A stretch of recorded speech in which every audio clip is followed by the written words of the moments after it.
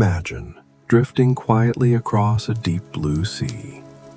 The water is calm, the sky is clear. Not a single cloud above. Waves lap gently against the side of your boat. The salty wind brushes your face. Everything feels normal, even peaceful, until you realize you're sailing through the Bermuda Triangle. People call it by many names: the Devil's Triangle, the Sea of No Return, the Bermuda Mystery. But no matter what name you choose, one truth remains: the mysteries here are still unsolved. This invisible triangle spans from Florida to Puerto Rico and up to the island of Bermuda, covering nearly 500,000 square miles of ocean. For decades, this region has been the source of countless strange tales. Airplanes vanishing into thin air, warships disappearing without a trace, radio signals scrambling into chaos, compasses spinning uncontrollably, and sometimes ghost ships drifting silently across the waves. What makes it more unsettling is that many of these stories are not just myths or legends. They are real events, recorded in military and government archives. And though scientists have offered many explanations, from giant rogue waves and methane gas bubbles to magnetic anomalies and pilot error, none have truly satisfied the world's curiosity. Now, let me tell you the 10 most chilling and mysterious incidents ever reported from the Bermuda Triangle. 1. Flight 19, the squadron that vanished. 1945. One of the most famous cases. In 1945, 5 U.S. Navy TBM Avenger bombers took off from Florida for a routine training flight. Hours later, all 5 planes vanished, without distress calls. Even the rescue planes sent to find them disappeared, along with 13 crew members. 27 people were gone, just like that. 2. USS Cyclops, the Navy's greatest loss outside of war, 1918. A massive supply ship, the USS Cyclops left Barbados carrying 309 men and thousands of tons of cargo. It never made it to Baltimore. No SOS signal, no wreckage. To this day, it remains the single largest non-combat loss of life in U.S. Navy history. 3. The Ellen Austin, a ghost ship encounter, 1881. An American merchant ship spotted an abandoned vessel drifting silently. They sent a crew aboard to take control. But days later, the two ships became separated in fog. And when the ghost ship was found again, its new crew had vanished. Some say this happened twice. 4. Star Tiger and Star Ariel, 2 passenger planes. Number 5. Witchcraft. A yacht lost just offshore, 1967. On Christmas Eve, a small boat left the Miami coast and called for minor assistance only a few hundred meters offshore. The Coast Guard arrived just 19 minutes later, but the boat had disappeared, along with its 2 passengers. No debris, no oil slick, no clue. And the yacht was said to be unsinkable. 6. DC-3 Flight NC-16002. So close, then gone. 1948.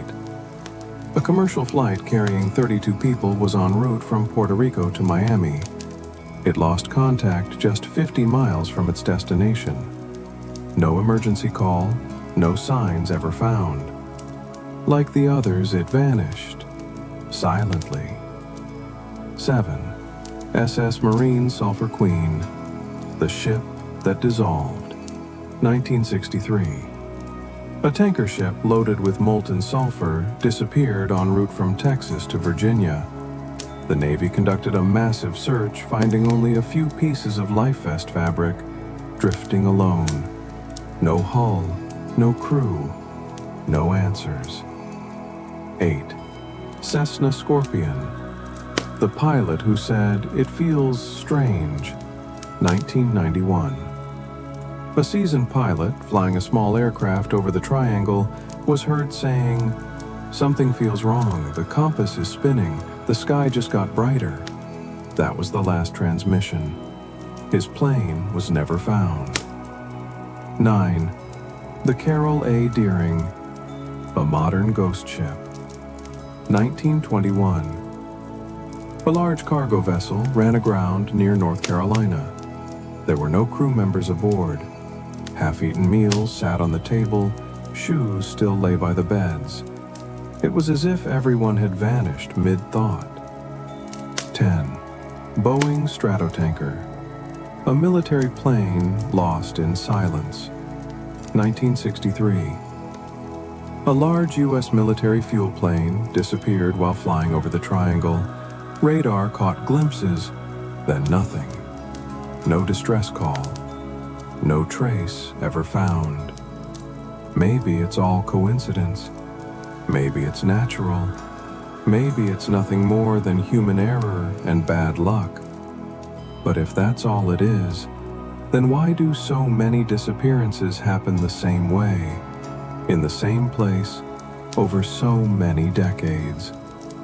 Maybe you don't believe in the supernatural, but the Bermuda Triangle might make you reconsider. Chapter 1. A Nameless Sea Everyone Knows. Part 1. A Sea with No Borders. There is a stretch of ocean where maps fall silent. No dotted lines, no warning markers, no clear borders. And yet, almost anyone who hears its name feels something stir. Curiosity, maybe. Or something closer to fear. They call it the Bermuda Triangle. It isn't a place you'll find on official nautical charts. No captain will ever say, "We're now entering the triangle." And still, it exists. Not in ink, not in borders, but in stories. Hundreds of them.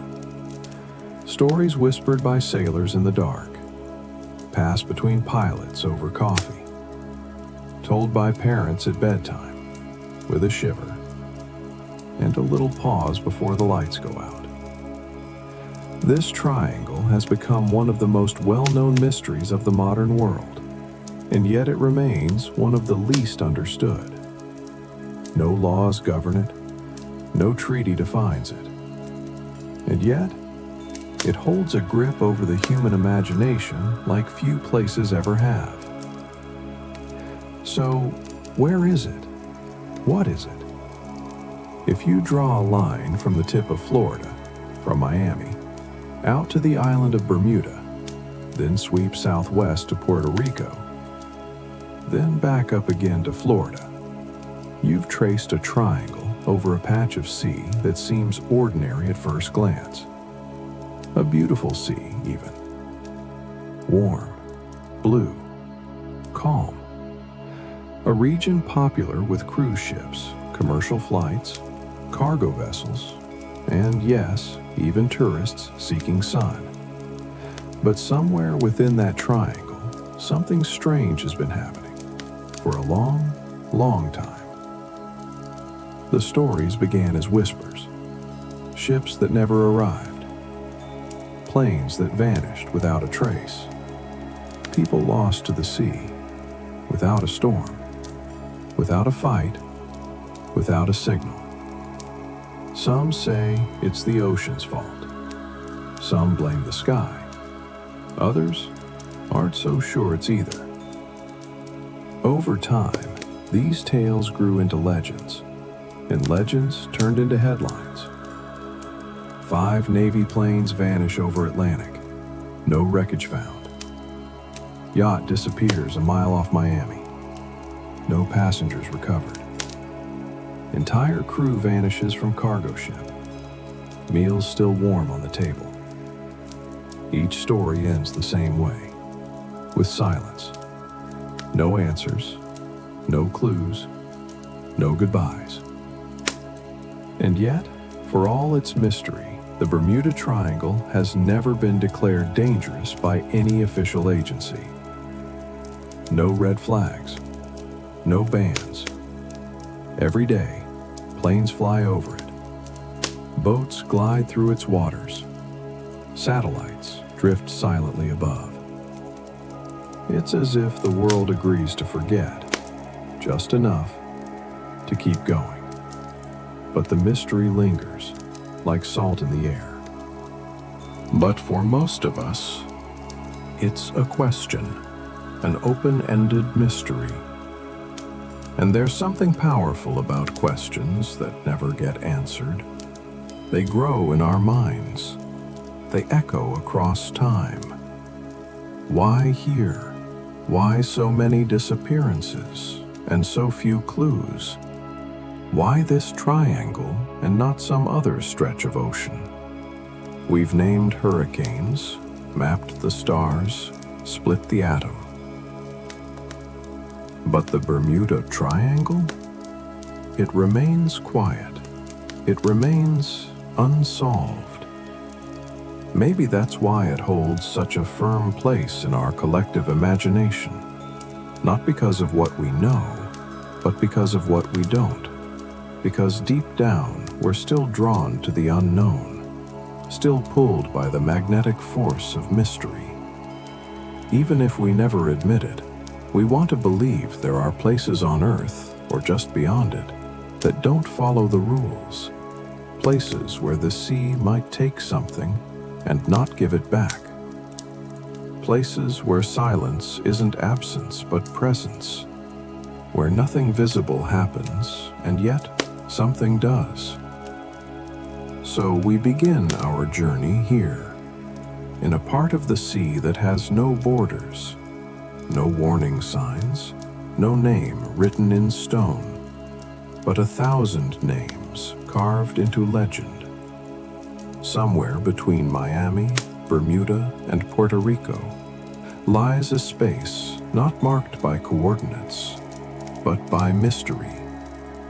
And that's where our story begins. Asks. Answer. Part 2. Drawing the Triangle. Miami, San Juan, Bermuda. If you were to draw it on a map, just 3 simple lines connecting 3 points, you might not think much of it at all. Just a triangle, like any child might doodle on the corner of a notebook. A shape so basic, so innocent. But on this map, the triangle isn't geometry. It's mythology. And the points that define it, they're real places, tied together by the invisible thread of mystery. Let's start in the northwest corner. Miami, Florida, a city known more for sunshine and speedboats than for shadows. But just off its glittering shoreline, the sea deepens, and so do the stories. For decades, Miami has been a launch point, not just for vacationers and cruise ships, but for the kinds of journeys that never quite end. It was from Miami that Flight 19 took off in 1945, only to vanish into thin air. It was near Miami that the yacht Witchcraft called for help, only a mile from shore, and then disappeared before rescuers could arrive. This city, always awake, always moving, sits at the edge of a sea that's known for making things stop. The second point of the triangle lies far to the southeast, San Juan, Puerto Rico. Warm, vibrant, alive with color. And yet, the sea that surrounds it carries its own secrets. From San Juan, commercial flights have taken off, some never to arrive. In 1948, a DC-3 airliner lifted off from this very island, carrying 32 passengers. Its last message came only minutes before it should have reached Miami. But the plane? Gone. No wreckage, no sound, just silence. Puerto Rico stands as a beautiful contradiction, a place rich with life, wrapped in a sea steeped in deathless questions.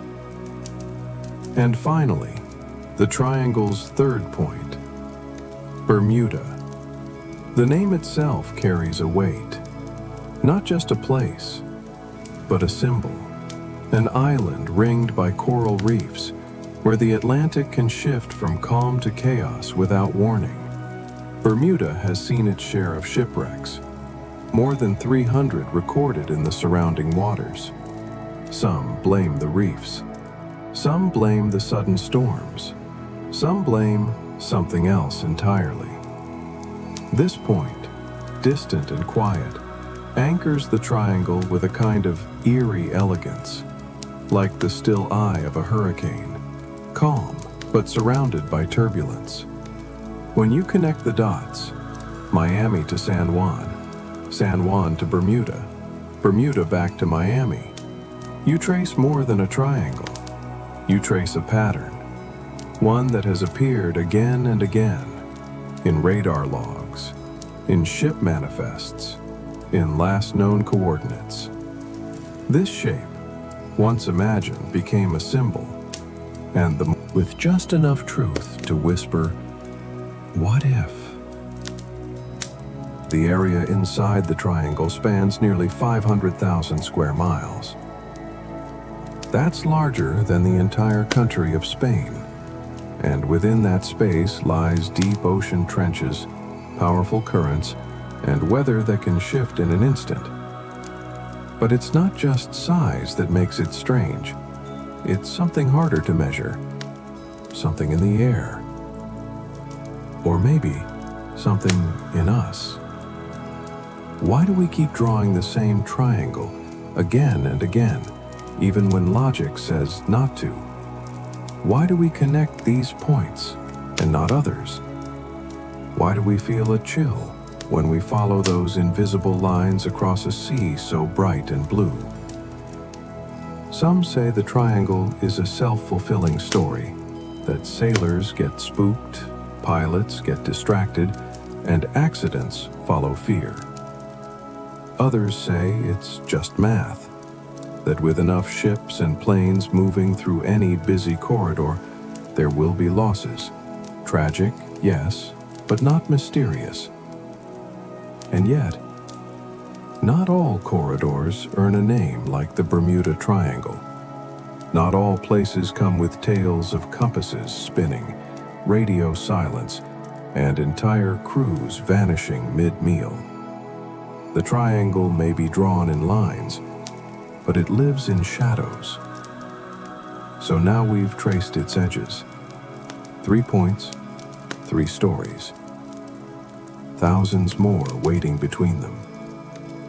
In the chapters ahead, we'll dive deeper, beneath the surface, into the sky, through storms and silence alike. Because within this triangle, nothing is as simple as it seems. Part 3. The weather above and the waters below. The sky above the Bermuda Triangle is blue, sometimes impossibly so. A kind of blue that stretches without edges, wide, warm, and open. It invites you in, promises calm. And then sometimes it changes, not slowly, not with a warning, but like a flicked switch. One moment you're flying through sunlight, the next the clouds twist into a wall, wind lashes the wings, rain hammers the glass, and somewhere inside it all, your compass begins to spin.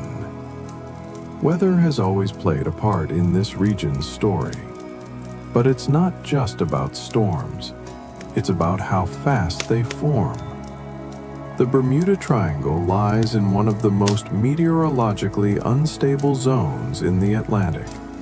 It sits right between tropical warmth and temperate cold, where winds collide, temperatures shift, and storms are born. Not storms like you see coming from miles away, but storms that seem to rise out of the sea itself. Sudden, sharp, silent until they're not. Some pilots have described it as flying into a curtain. Clear sky ahead, then darkness. A line that moves toward you like something alive. No radar blip, no time to climb, just gone. And it's not just the air.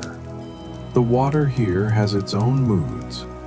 Beneath the surface of the Bermuda Triangle lies a landscape more alien than most people imagine. It's not flat. It's not gentle. It's a world of deep trenches, steep drop-offs, and hidden ridges that fall away into blackness. The Puerto Rico Trench, which borders the triangle, is over 8,000 meters deep, deeper than Mount Everest is tall. It's a place where even modern submersibles hesitate, a place where sound moves strangely and wreckage can vanish forever. Add to that the Gulf Stream, a powerful ocean current that flows through the triangle like a river within the sea. The Gulf Stream can reach speeds of nearly 6 miles per hour, fast enough to carry away debris, bodies, or even entire vessels before search teams ever know where to look. Imagine a ship sinks in calm water. You'd expect pieces to float, to drift slowly, to mark the place of the disaster.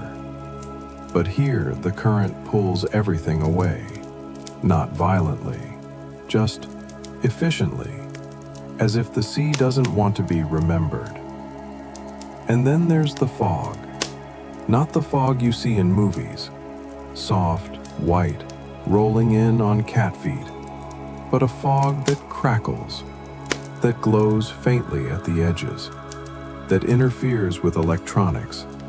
Some pilots have described flying through a strange electronic haze where their instruments fail, their radios go quiet, and time itself seems off. One man, these stories may sound impossible, and maybe they are, but they're not isolated. Again and again, pilots, sailors, fishermen, and tourists have reported sudden changes in the weather, in their instruments, in the world around them. And while some of these accounts can be explained by science, by pressure systems, by currents and climate patterns, not all of them can. Because science has limits. It works best with patterns, with repetitions. But in the triangle, no two disappearances are exactly alike. And yet, they all feel the same.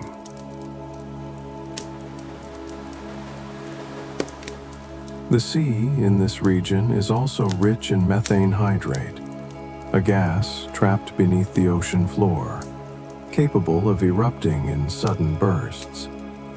Some scientists believe that a release of this gas could cause the water to lose density, sinking a ship almost instantly, without warning, without a splash.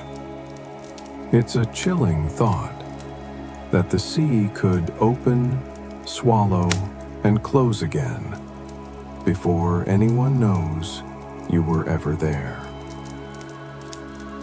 And so we're left with a question. Is the Bermuda Triangle truly dangerous, or just misunderstood?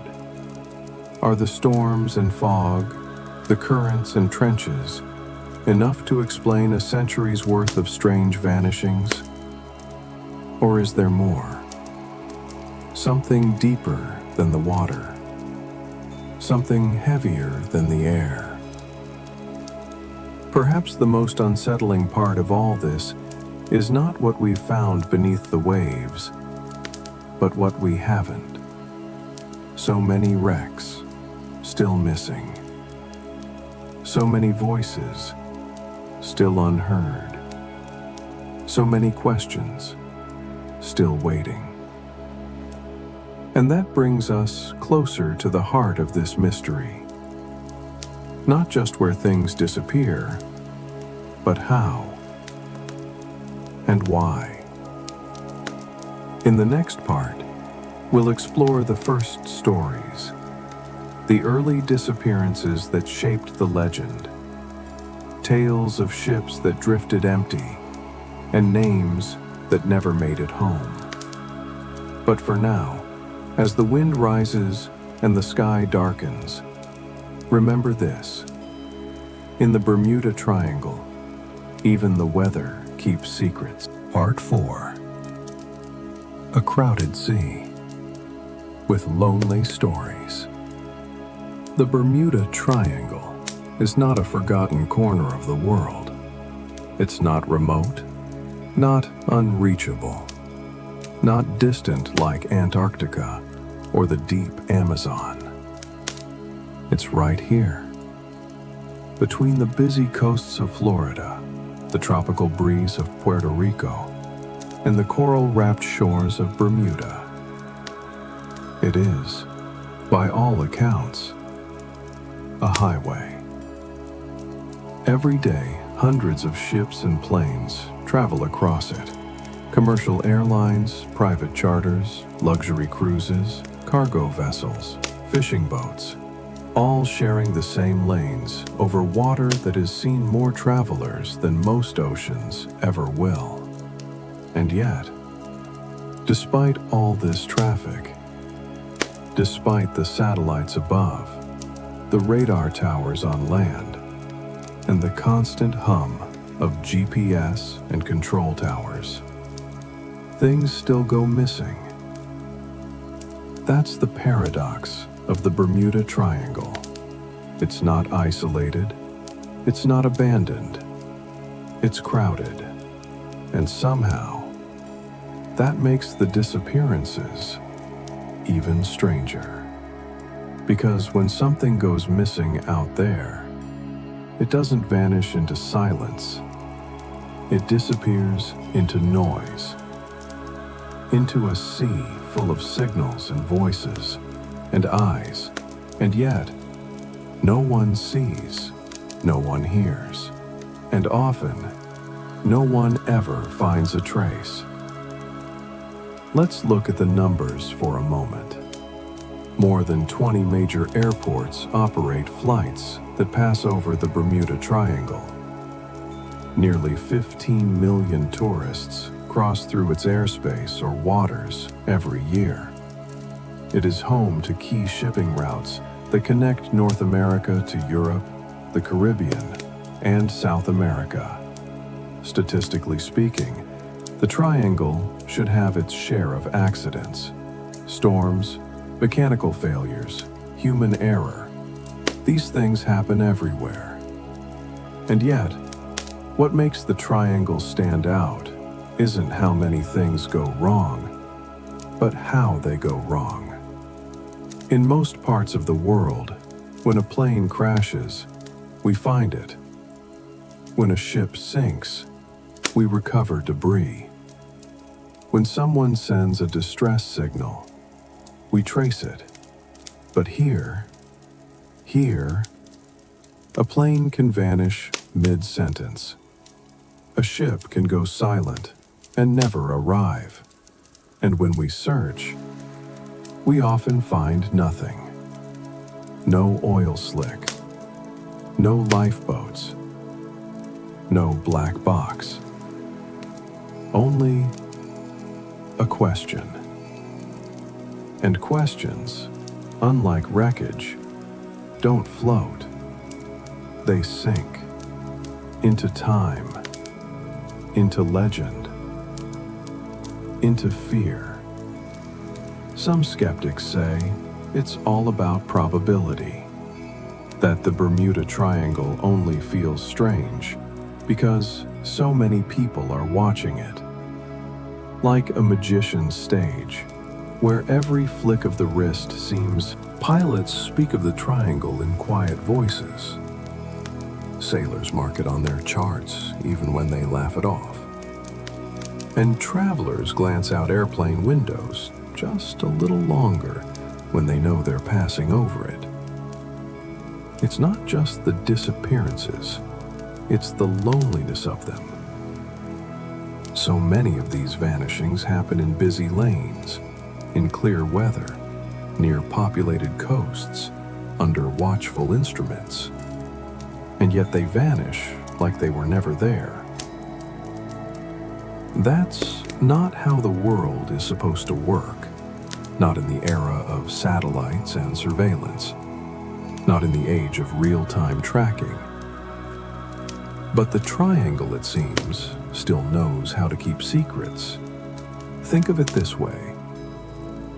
If a plane were to disappear in the middle of the Pacific, in a vast, empty patch of ocean, we would understand. It's hard to search, hard to find, easy to lose. But when that happens in the Bermuda Triangle, a place surrounded by airports, cruise ports, radar, and radio, it feels different, wrong, off. Like the sea has reached up and taken something it wasn't supposed to, and then pretended it never happened. So yes, the triangle is crowded, full of life, full of movement, but also, somehow, full of absences, full of ghosts. Not ghosts in the supernatural sense, but in the emotional one. Empty coordinates, unanswered calls, names remembered because they were never found. That's why this place endures in our minds, not because of the numbers, but because of the narratives. This is not just a region, it's a canvas, a mirror, a place where the ordinary becomes extraordinary simply because we don't understand it. And maybe we don't want to. Maybe we like that there are still places in the world where mystery wins, where logic takes a step back, and wonder, or dread, takes its place. In the next chapter, we'll begin to follow those disappearances, one by one, not just as events, but as stories. Because in the Bermuda Triangle, that's what everything becomes eventually. A ship, a plane, a person, a dot on a map, then just a story. And maybe, just maybe, that's where the real mystery begins. Chapter 2, Strange Geography. What Lies Beneath Still Waters. Part 1, A World Below the Waves. They say the ocean is calm here, flat like glass, blue like memory. But below that still surface, something else waits, something deeper, darker, older than anything we know. When we think of the sea, we often picture it as empty, a wide open space where things float, drift, or sink. But that's only the surface. Beneath the Bermuda Triangle lies a world of ridges, canyons, and fractures, a landscape more dramatic than anything on land. It's not flat down there. It's not gentle. It's a labyrinth carved in silence and pressure, where light dies slowly and sound moves like breath through stone. One of the deepest features in this region is the Puerto Rico Trench, It lies just to the southeast of the triangle's imaginary lines, but its presence shapes everything. This trench drops more than 8,600 meters, nearly 28,000 feet, straight down. Deeper than Mount Everest is tall, so deep in fact that sunlight has never reached its floor. No human eyes have ever truly seen it. The pressure down there would crush a submarine like paper, and yet it's just there, beneath the water, silent, immense, waiting.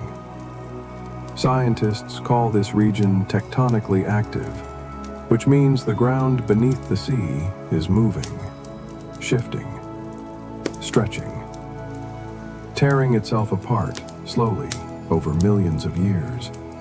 Ridges rise like underwater mountains. Canyons split open like ancient wounds. Volcanic vents hiss in the dark, pouring heat into places where nothing should live. And yet, something does. It is a world without sun, but not without life. Microbes feed on chemicals. Creatures glow without eyes. And the rocks whisper stories that no surface ear will ever hear. This kind of underwater geography isn't rare on Earth, but here, in this triangle, it feels different. Because here, people disappear. And what lies below offers a perfect explanation, or a perfect hiding place. Imagine a ship sailing peacefully, no storm, no warning. Then, a sudden failure, a tilt, a shudder, and then silence. The ship sinks not into a shallow bay, not onto a coral reef, but into a chasm. So deep, so vast, that no sonar can reach it, no diver can descend, and no wreckage ever returns. This has happened before, more than once. The USS Cyclops, a massive Navy cargo ship, vanished in 1918 with over 300 people aboard. No distress call, no wreckage, no bodies. Just missing. Some believe it sank. Some believe it was swallowed. And it's not just ships. Planes that crash here, if they fall into these trenches, may never be found again. Black boxes stop sending signals after just a few days. And without floating wreckage, rescuers are left to scan a wilderness of darkness, stretching farther than the Grand Canyon, but with none of its light. It's not hard to imagine how something, or someone, could be lost forever. But beyond the physical depth, there's something else unsettling about this underwater world. We know so little about it. Less than 10% of the ocean floor has been mapped in detail. And in places like the Bermuda Triangle, deep-sea mapping is even harder.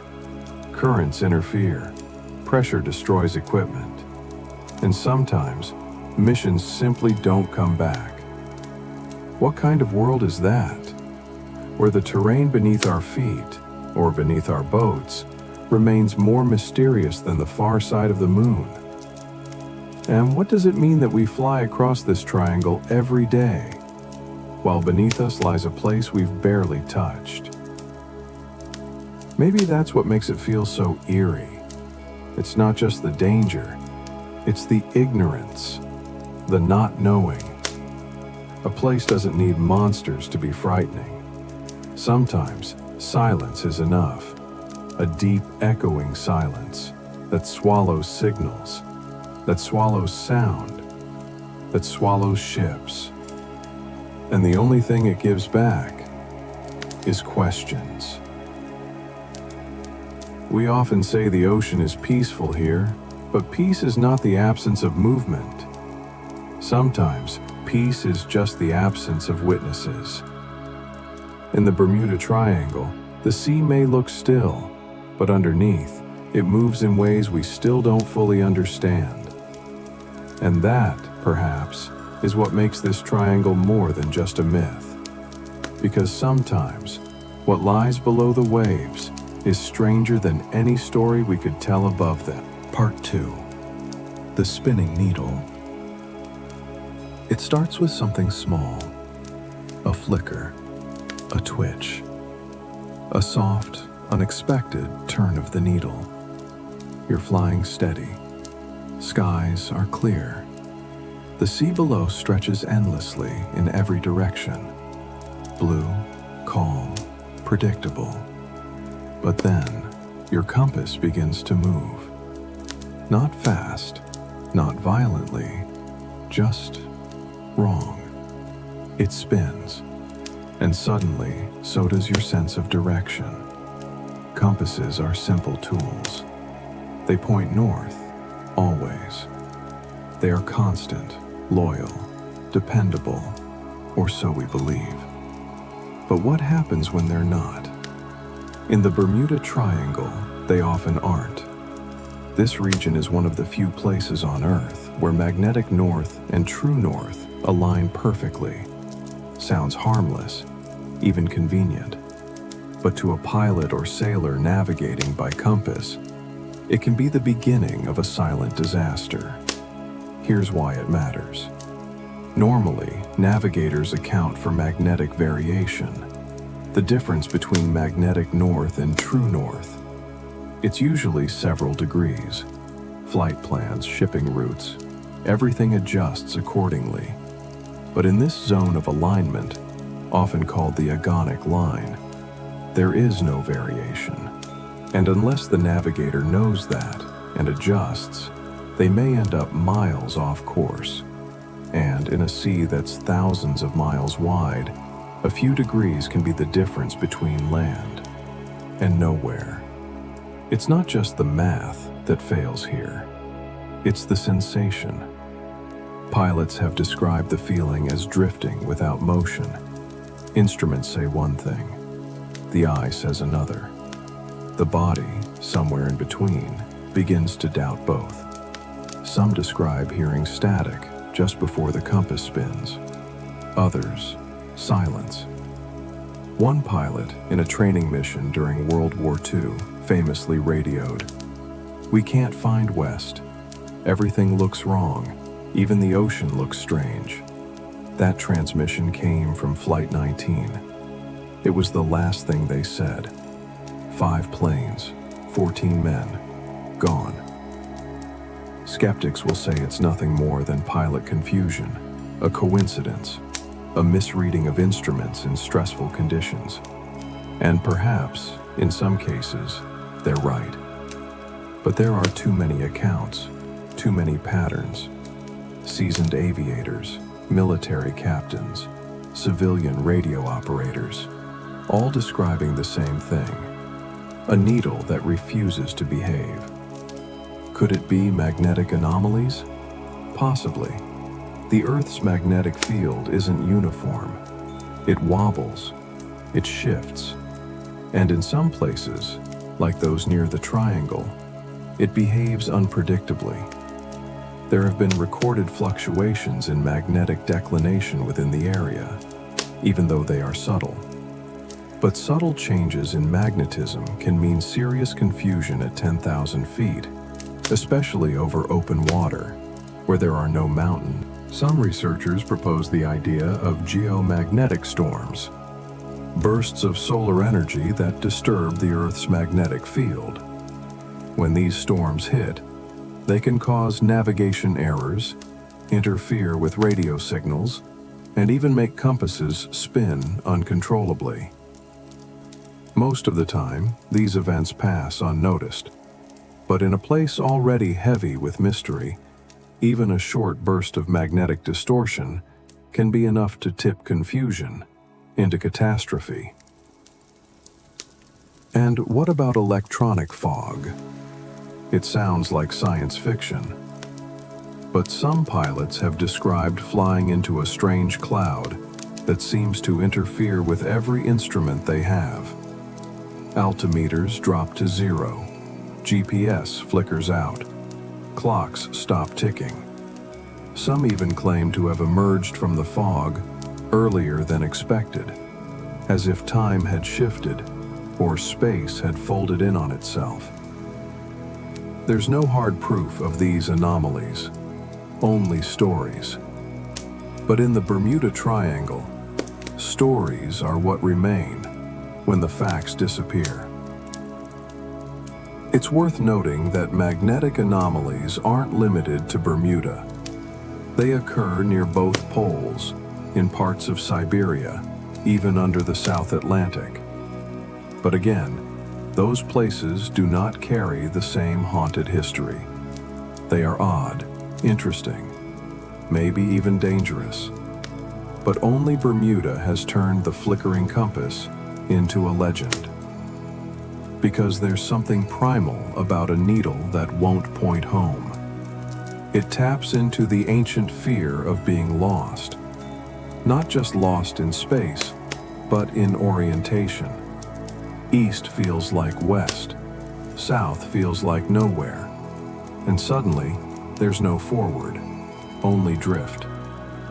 In a world filled with satellites, with autopilot, with digital maps and backup systems, it seems ridiculous that a spinning compass could still cause trouble. But it's not about the technology. It's about the trust. When the compass fails, everything else becomes suspect. And once doubt enters the cockpit or the bridge of a ship, it's hard to get it out again. So, perhaps, the true power of the Bermuda Triangle is not in the strength of its magnetism, but in the way it breaks certainty. A tiny spin of the needle, and suddenly the sky feels heavier, the sea feels stranger, and the mind starts to wonder what else could go wrong. Next, we'll follow that wondering into the ocean's invisible forces, a powerful current that moves faster than thought, pulling ships, planes, and answers with it. But for now, remember this: sometimes all it takes to lose your way is one quiet turn of a needle. Part 3. The river in the sea. There's a river flowing through the Bermuda Triangle, but it doesn't look like any river you've ever seen. There are no banks, no stones, no ripples or reflections. It moves silently, beneath ships, beneath waves, beneath notice. It's called the Gulf Stream, and it is one of the most powerful currents on Earth.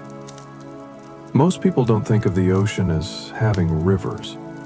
We picture it as one big body of water, moving with tides, blown by wind, stirred by storms. But the ocean has its own circulatory system, a network of moving water, constantly shifting heat, pulling and pushing across the planet. And the Gulf Stream is its beating heart. It begins in the warm waters of the Gulf of Mexico, then pours through the Florida Straits, the narrow sea between Florida and Cuba, before racing up the east coast of the United States. By the time it reaches the Bermuda Triangle, it's a deep, fast, and relentless force, like a river within the ocean. Its flow can reach speeds of 5 to 6 miles per hour, which might not sound like much until you realize it's carrying billions of gallons of water every second, and it never stops. To the eye, the sea above the Gulf Stream looks calm, still, normal. But beneath that surface, everything is moving. This isn't a drift, it's a pull, a constant muscular current capable of carrying away debris, wreckage, even entire ships, before anyone knows something is missing. Imagine a plane crashes into the water, or a ship begins to sink.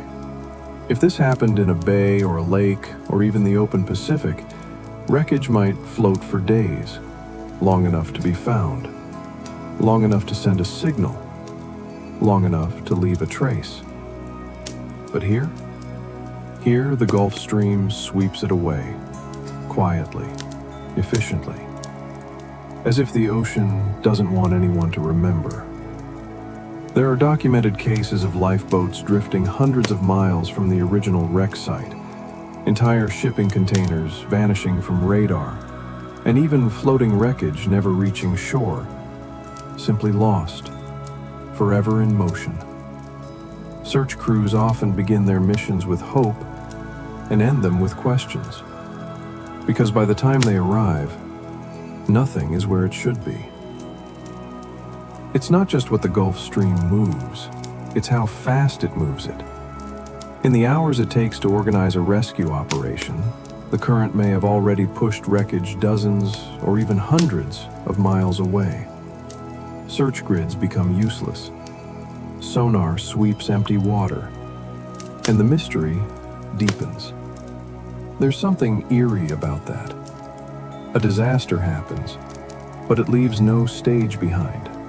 No evidence, no scar, just silence, and a sea that looks exactly the same as it did the moment before it swallowed something whole. The Gulf Stream also plays tricks on weather systems.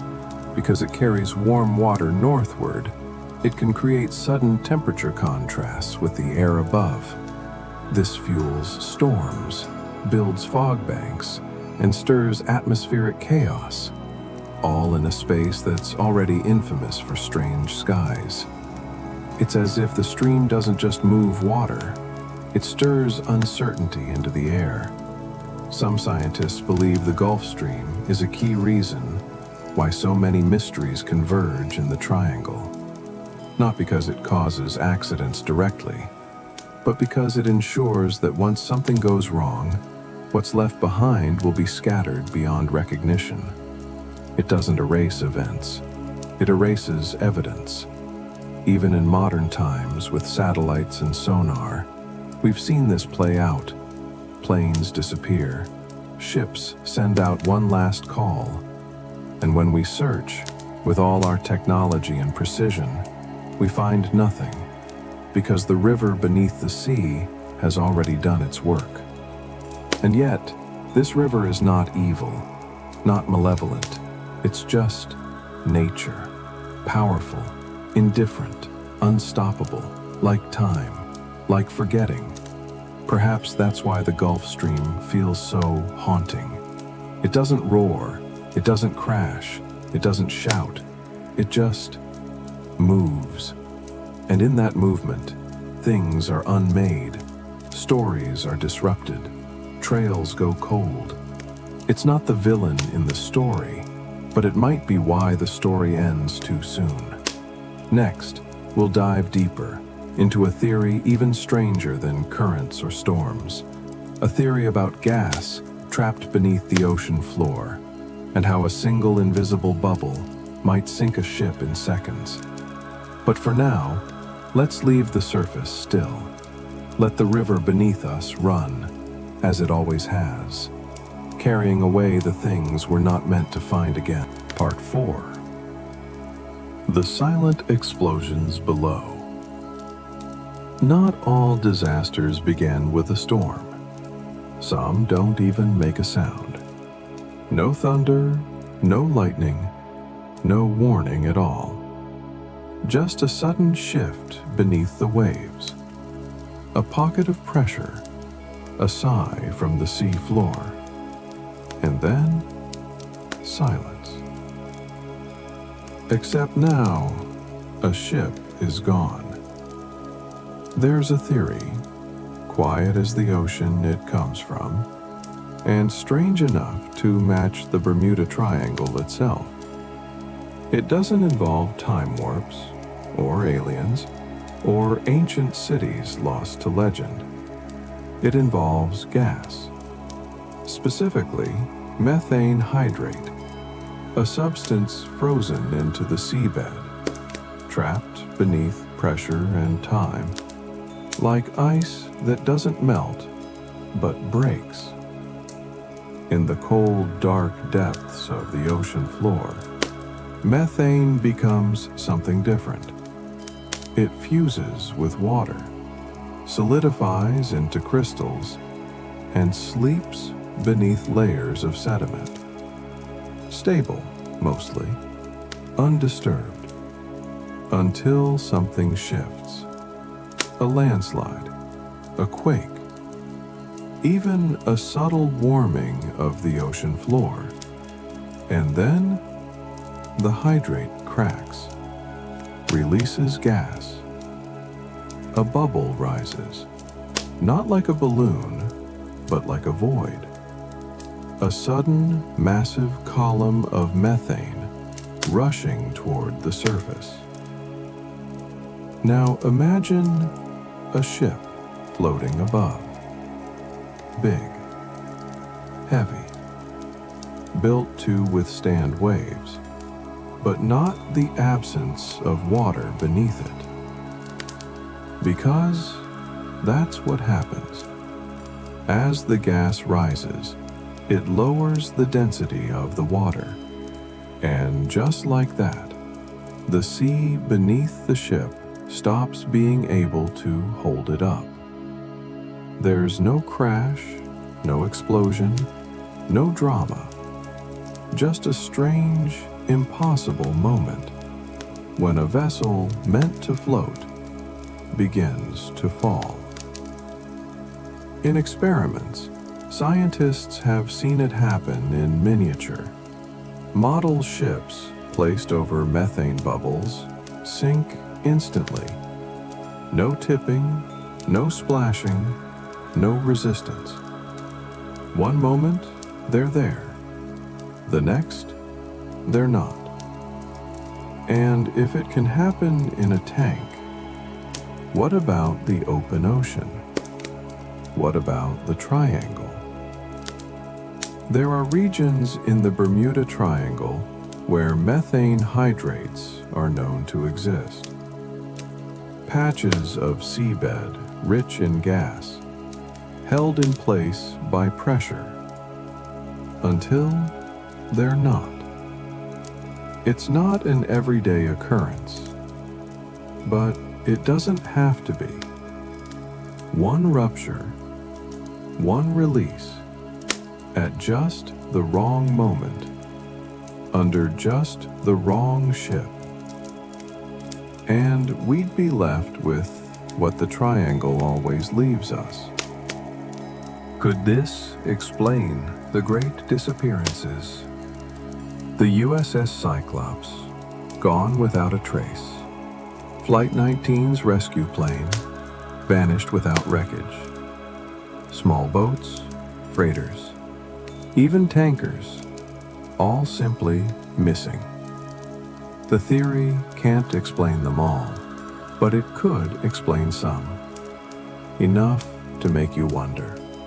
Enough to shift the story from fantasy to physics. Of course, there are skeptics. Some say the gas would rise too slowly. Others argue that even a ruptured hydrate field wouldn't be strong enough to sink a ship of real size. But then again, the ocean doesn't ask for permission.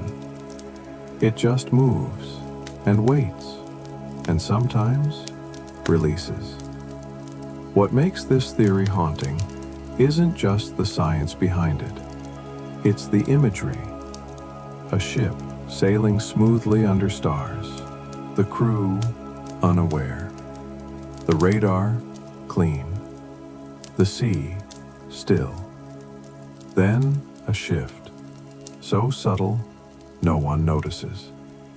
The deck dips, the engine hums, and then no resistance. The ship drops like a stone. No fight, no farewell, just swallowed by water that no longer remembers how to hold it. We tend to fear what's loud, storms, winds, crashes. But in the Bermuda Triangle, the quiet is what kills. Gas doesn't roar. It whispers. It changes the sea without changing its surface. It makes a graveyard that looks like glass. And maybe that's why we struggle to understand this place. Because it doesn't behave the way we expect danger to behave. It doesn't warn us. It doesn't show its teeth. It simply removes. One day, we may know more. We may map every trench, sample every sediment, measure every tremor. But for now, the idea of a silent explosion beneath the sea remains one of the triangle's most chilling possibilities. Not because it's impossible, but because it's invisible. In the next chapter, we'll shift from what the sea might be doing to what the skies above have already done.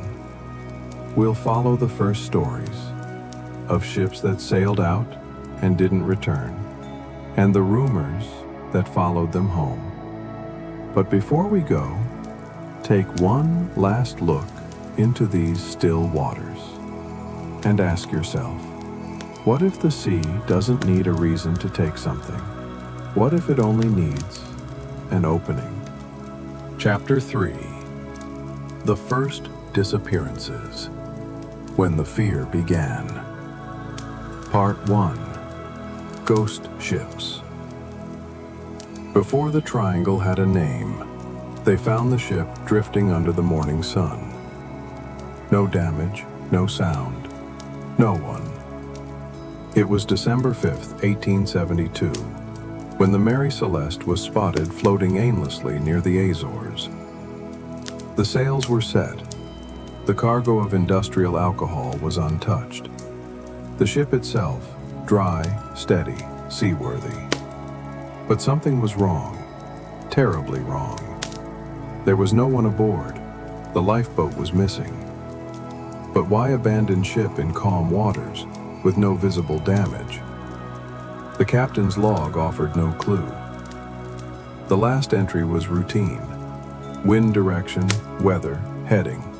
No mention of panic, no signs of distress.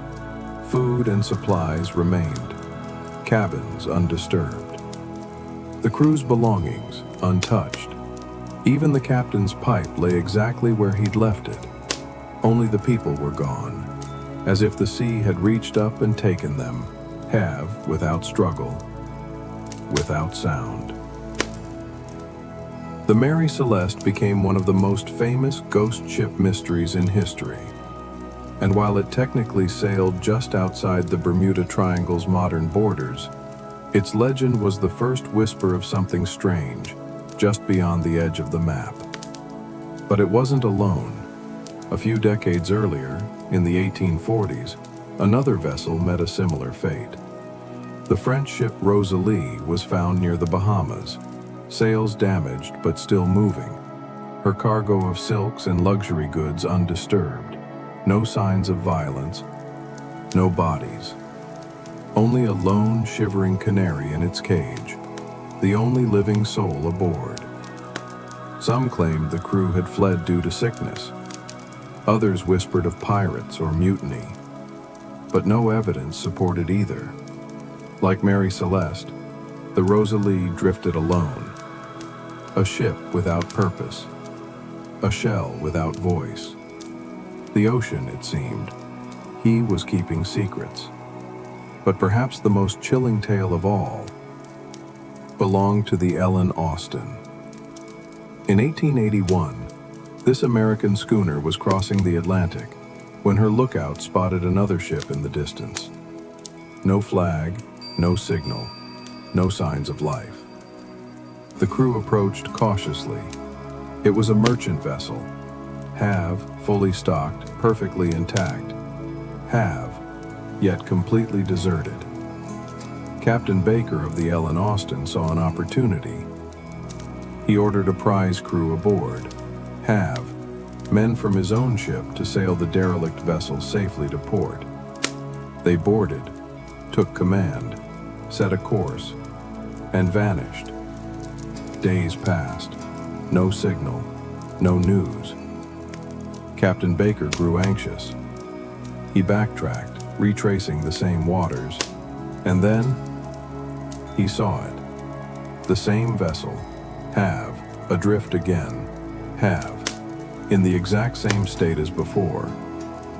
No crew. It's a story often dismissed as legend. The logs of the Ellen Austin were lost. No official account remains. Only sailor stories passed down in the hush of night. But those stories, like the sea, don't go away. One might explain each of these tales with logic.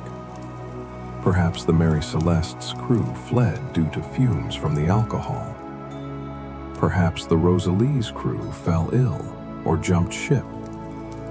Perhaps the Ellen Austen never existed at all.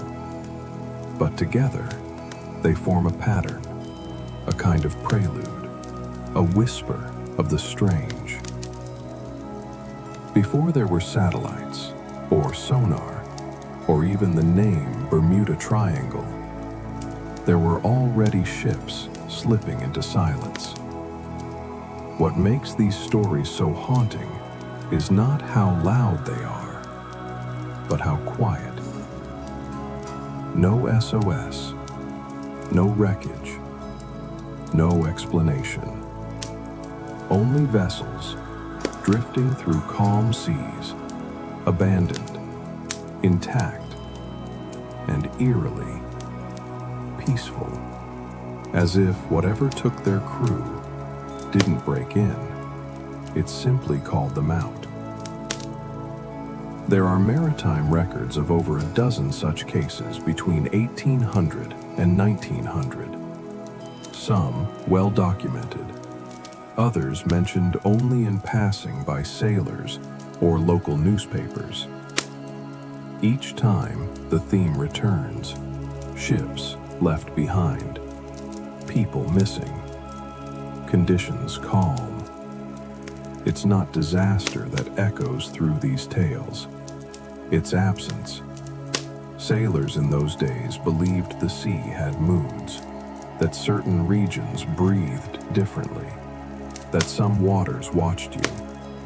Many refused to cross the routes between Bermuda, Miami, and Puerto Rico, long before the area was ever marked on a map. Not because they feared storms, but because they feared not knowing. Superstitions grew like coral. Some blamed sea monsters, krakens, serpents, creatures with too many eyes. Others spoke of ghost winds, currents that led ships astray into the dead places of the ocean. A few believed in something older, cursed waters, where the sea remembers the blood once spilled upon it. But most sailors didn't speak of it at all. They knew when to remain silent. They felt it in the air. A pressure, a stillness, a sense of being watched. And so they changed course, even if it cost them days. Because out there, in that corner of the sea, there were ships that didn't return. And worse, ships that did, but without their people. Today, we try to explain these stories with logic: barometric pressure, freak waves, human error. But there's a reason the legends linger. They speak to something deeper, a fear not of death, but of vanishing, of being erased. Part 2. A pattern without wreckage. The sea was calm, the sky clear. The ship disappeared anyway. It's easy to blame a storm.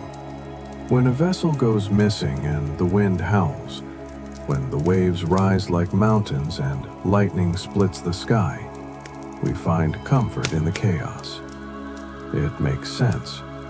It's violent, but it's explainable. But what happens when the storm never comes? What happens when a ship, under blue skies and gentle winds, vanishes as if swallowed by air? No distress signal, no floating debris, not even a piece of broken wood, just nothing.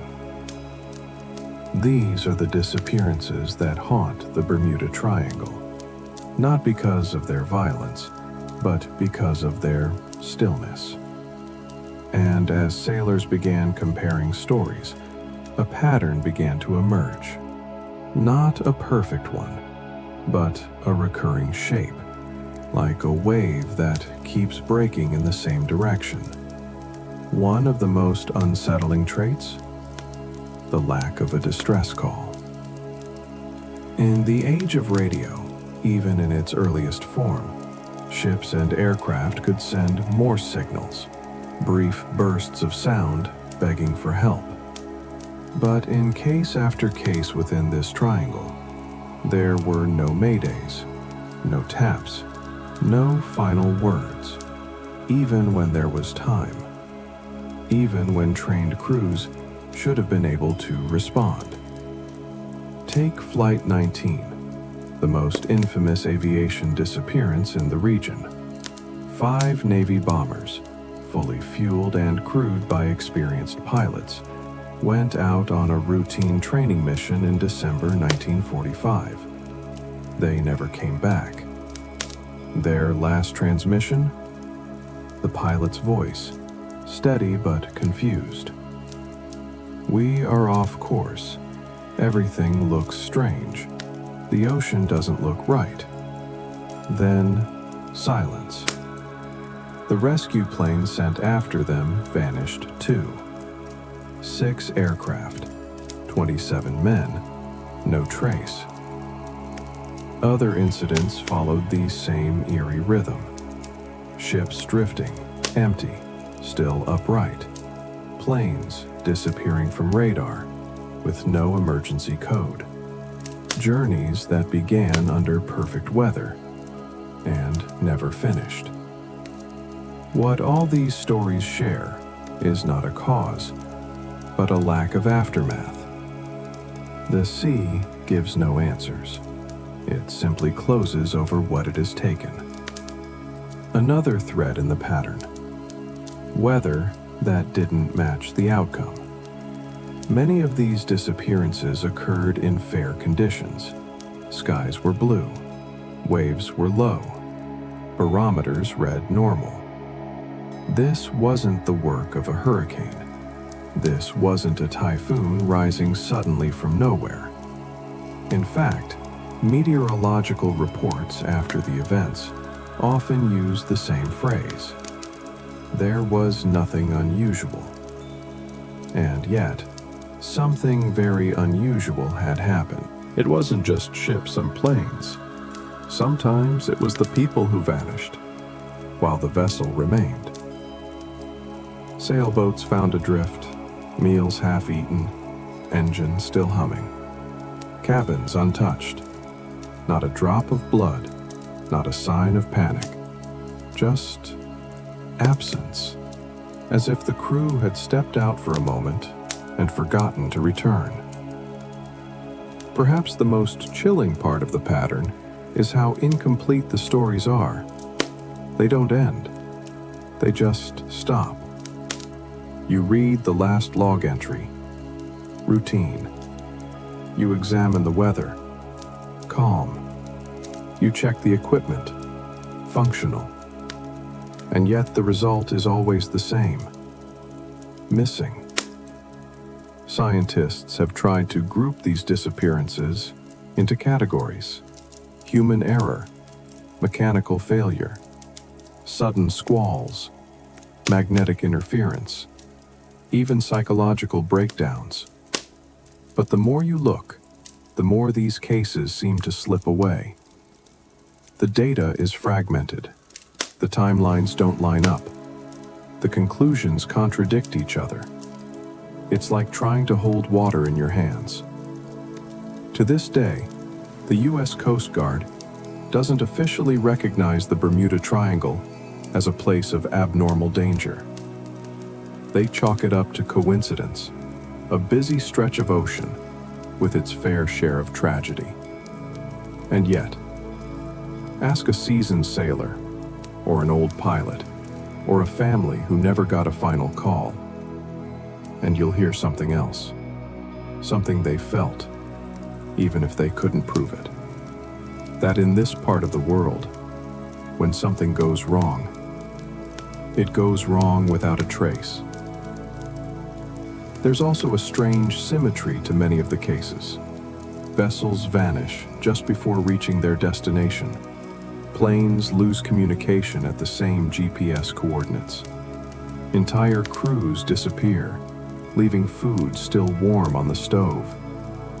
Coincidence or echo? Over time, as the pattern grew, so did the fear. Insurance companies began flagging routes. Shipping captains adjusted paths to avoid certain waters. Pilots prepared last resort coordinates in case they lost instruments. The sea, after all, is vast. Why gamble with the place that doesn't play by the rules? But here's the thing. Patterns are supposed to bring understanding. They are how we make sense of the world. When you see repetition, you expect a conclusion. But this pattern, this one brings only more questions. Why are there no remains? Why no signal? No sign of struggle? Why does it happen here and not everywhere else? And if it's just chance, why does the same silence keep returning? Maybe it's not the ships that are haunted. Maybe it's the space itself. Next, we'll explore how these disappearances began to seep into the public imagination. How headlines and whispers. Part 3. Fear Sets Sail. The Birth of a Legend. The logbook ended with a weather report. Calm winds, clear skies. The captain never wrote again. Long before satellites mapped the world, before the internet turned every whisper into an echo, before the words Bermuda Triangle were ever spoken, fear was already at sea. Not loud fear, not the kind that screams and runs, but the slow kind, the creeping kind, the kind that sits in the back of your mind and waits for silence. Because in the waters between Miami, Bermuda, and Puerto Rico, silence had a way of arriving too quickly. At first, it was just sailor talk. Stories passed from mouth to mouth, in low voices over rum-stained tables, in journals written by lantern light. The man whose cousin boarded a schooner from Nassau and was never seen again. The crew who radioed in calm seas at dusk and missed check-in by dawn. Few listened at first. People disappear all the time at sea, they said. Storms are unpredictable. Ships fail. Men get lost. But the sailors knew better. Because some places didn't feel like other places. Some waters felt wrong. By the late 19th century, these stories had begun to pile up. Too many ships found adrift. Too many disappearances in good weather. Too many logbooks ending mid-sentence. A few journalists noticed. Small newspapers along the East Coast began reporting odd incidents, but always in the margins, like curiosities, not crises, until a man named Vincent Gaddis stepped in. In 1964, Gaddis wrote an article for Argosy, a pulp magazine known for blending truth with thrill.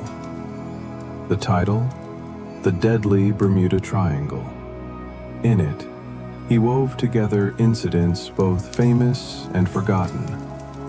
Flight 19, the USS Cyclops, the Carroll A. Deering, private yachts, Navy ships, airliners, all gone without wreckage. Gaddis connected the dots, and with a few paragraphs, he gave the fear a name. The world took notice. Suddenly, it wasn't just sailor gossip anymore. It was a mystery. Other writers followed. Charles Berlitz's 1974 bestseller, The Bermuda Triangle, pushed the legend into living rooms and libraries across the globe. Soon, the region had an identity, a triangle of disappearance, a cursed zone, a modern-day myth. The media swarmed.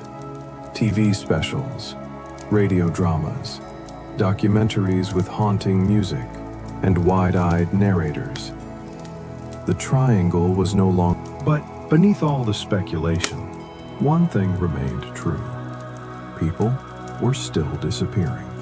Even in the modern era, pilots with working radios, boats with GPS, yachts with satellite phones, all lost. And though not every disappearance made headlines, the fear remained steady, subtle, present, like a current you can't see, but always feel, pulling just beneath the surface. Some critics called it coincidence. They pointed out other oceans had similar incident rates, that heavy traffic and human error explained most vanishings, that the legend was just marketing, a mystery sold by paperback. But the legend didn't die, because no statistic can erase the feeling of watching the horizon and wondering who won't come back. Today, the phrase Bermuda Triangle is recognized worldwide. It appears in pop culture, history books, and cruise brochures. It's been blamed for everything from Atlantis to alien abductions. And yet, for all the wild ideas, something deeper holds it together. The pattern, the calm, the vanishing. You can take away the name, ignore the labels, dispute the headlines. But you cannot unwrite the logs. You cannot unsee the empty ships. You cannot unhear the final radio call. Everything looks strange. The ocean doesn't look right. The birth of the legend wasn't one moment. It was 1,000 moments stitched together by silence. And it continues. Each missing craft, each unsent message, each family that waits for answers that never come. They all feed the story. Not because we want to believe, but because we don't understand. And when we don't understand, we imagine. And when we imagine, we fear. In the next chapter, we'll descend below the surface, to the places no diver visits, to the wrecks we can't explain, and the wrecks we can't even find. But before we go, stand on the shore a little longer and look out toward the line where sky meets sea. Ask yourself, is it just water or something that listens and remembers? Chapter 4, Flight 19, Vanished in Broad Daylight, 1945. Part 1, The Mission That Should Have Been Routine. They lined up neatly on the runway under the afternoon sun. Engines humming, orders clear. No one expected not to return. It was just past 2 p.m. on December 5th, 1945, when Flight 19 lifted off the tarmac at Naval Air Station Fort Lauderdale, Florida. 5 TBM Avenger torpedo bombers, painted in faded navy blue, rose one by one into the sky. Steady, disciplined, unremarkable. This wasn't combat.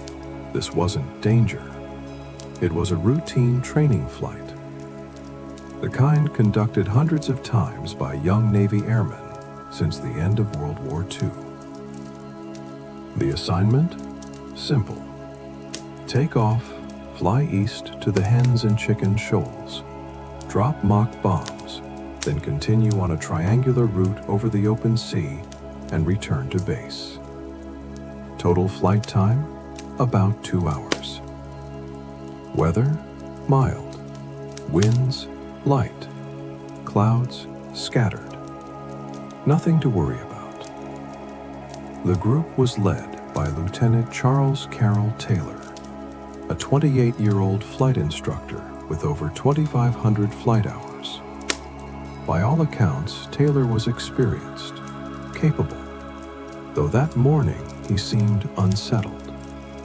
Some said he looked tired.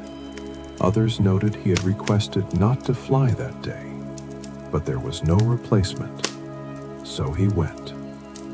With him were 13 young men, most between 18 and 21 years old, fresh out of war, eager to train, laughing, shouting, checking radios and fuel gauges.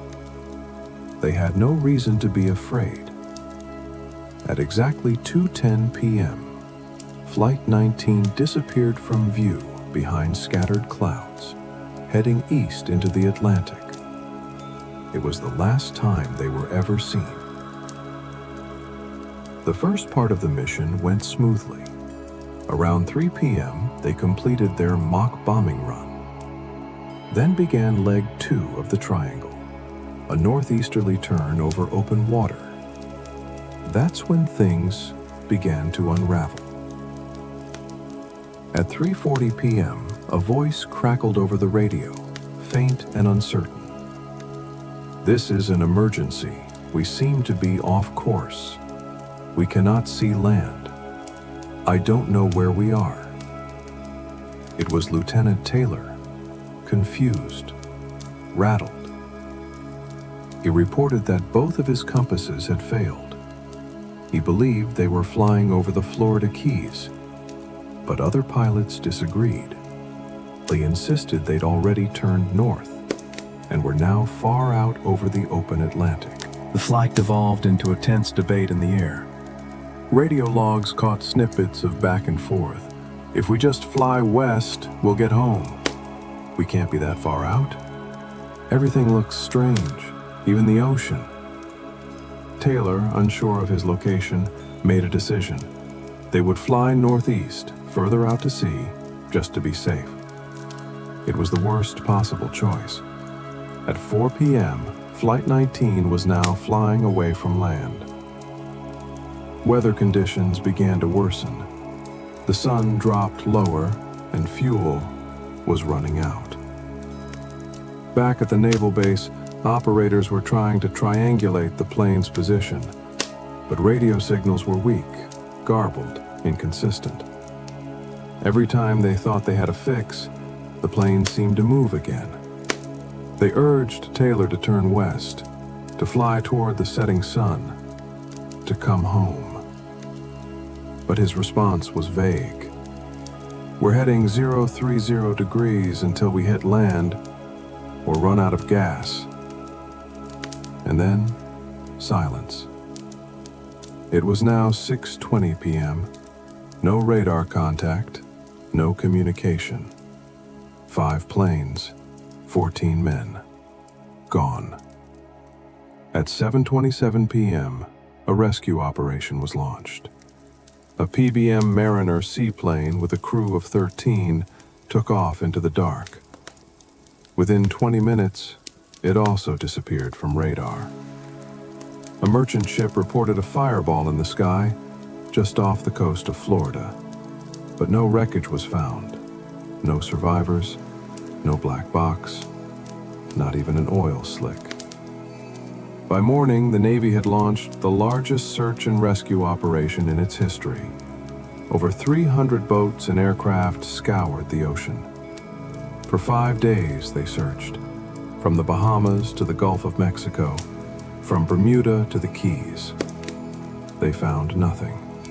No debris, no bodies, no life jackets, no parachutes.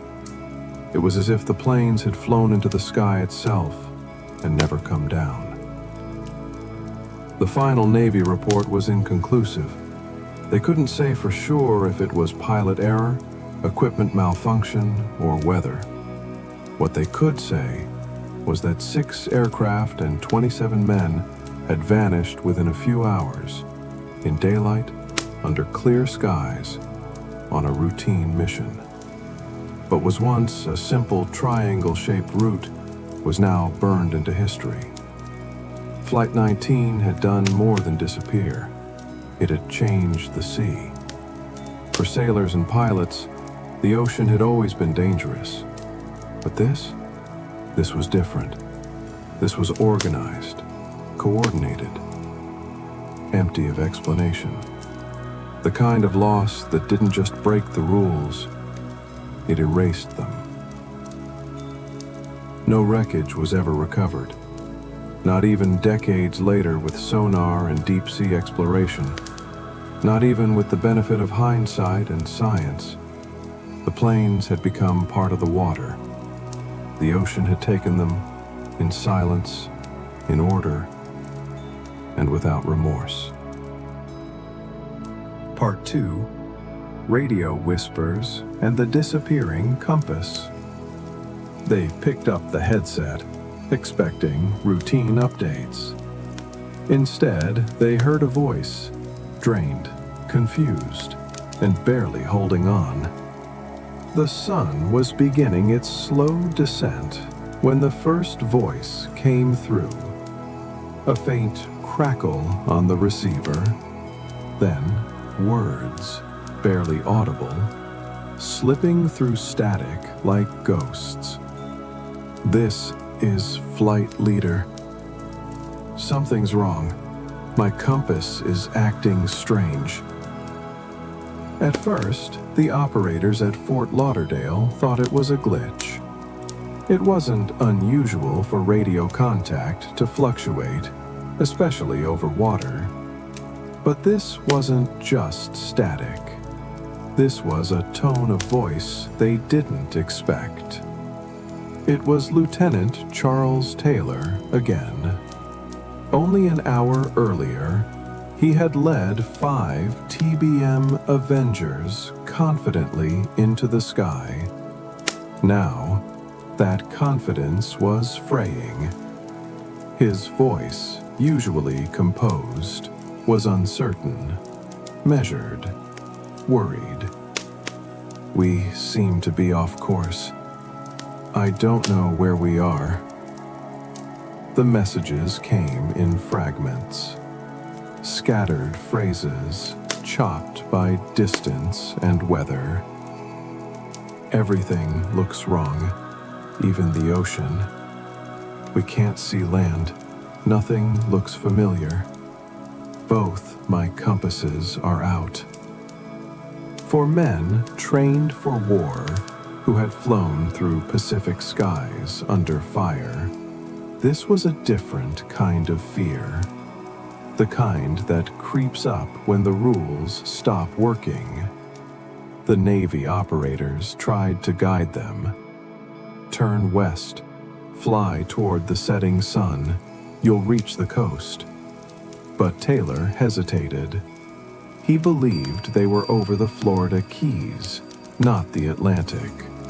If they turned west, they might end up deeper into the ocean, and that would be fatal. What followed was a debate on open airwaves. Other pilots in Flight 19 spoke up, their voices faint but firm. "If we just fly west, we'll get home. I'm sure we're over the Atlantic." But Taylor disagreed. "I'm in charge. We'll head northeast until we're sure." It was the wrong call.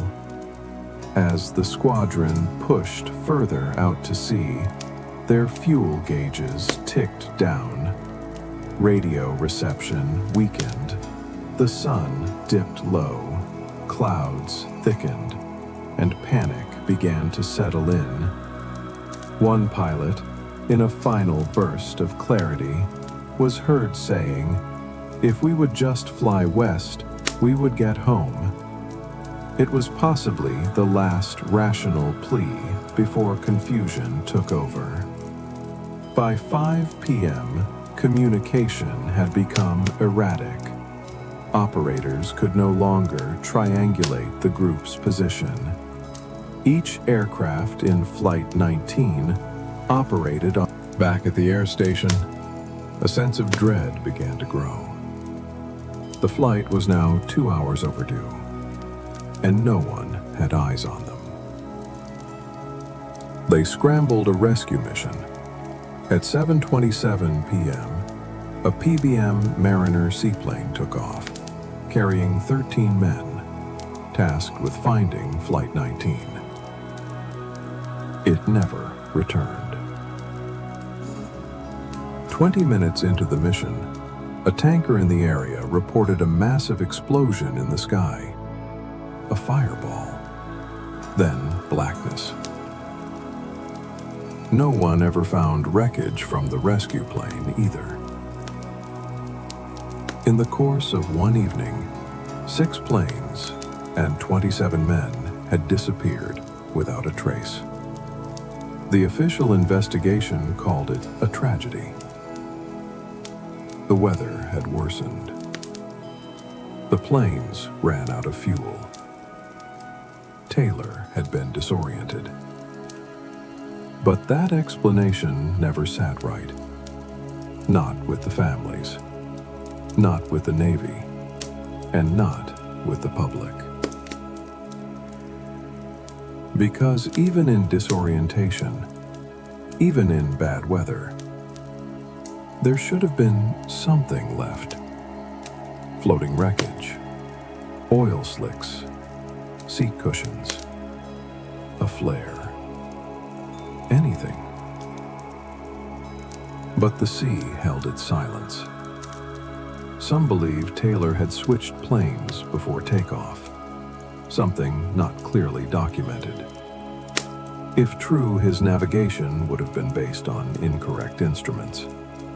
Others blame the magnetic anomalies rumored to affect compasses in that part of the Atlantic. Some say it was a rare meteorological event, a sudden downdraft or a freak squall. And then there are those who believe something else entirely, something no map can explain. In the days after, newspapers across America began to whisper what sailors had known for years. Something is wrong with that triangle. Flight 19 didn't just vanish. It lit the first true fire under the Bermuda legend. From that point on, the world stopped laughing at sailor stories. They began to listen. In the end, we don't know exactly what Flight 19 saw in those final hours above the Atlantic. All we have are the whispers they left behind. Compass is acting strange. The ocean doesn't look right. We'll fly until we run out of gas. Not screams, not panic, just voices growing fainter until they were gone.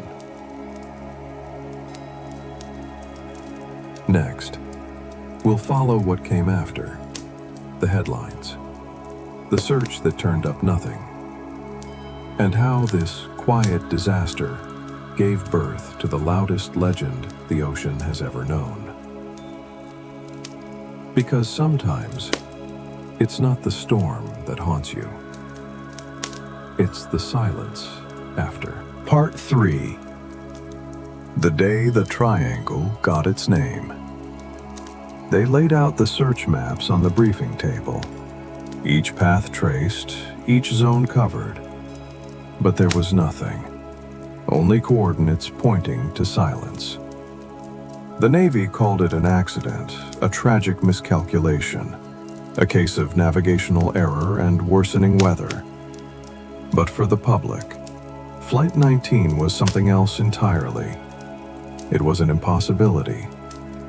How could 5 aircraft, well-maintained, fueled, guided by experienced pilots, simply disappear in the middle of the day? And how could the rescue plane sent to find them vanish just as suddenly?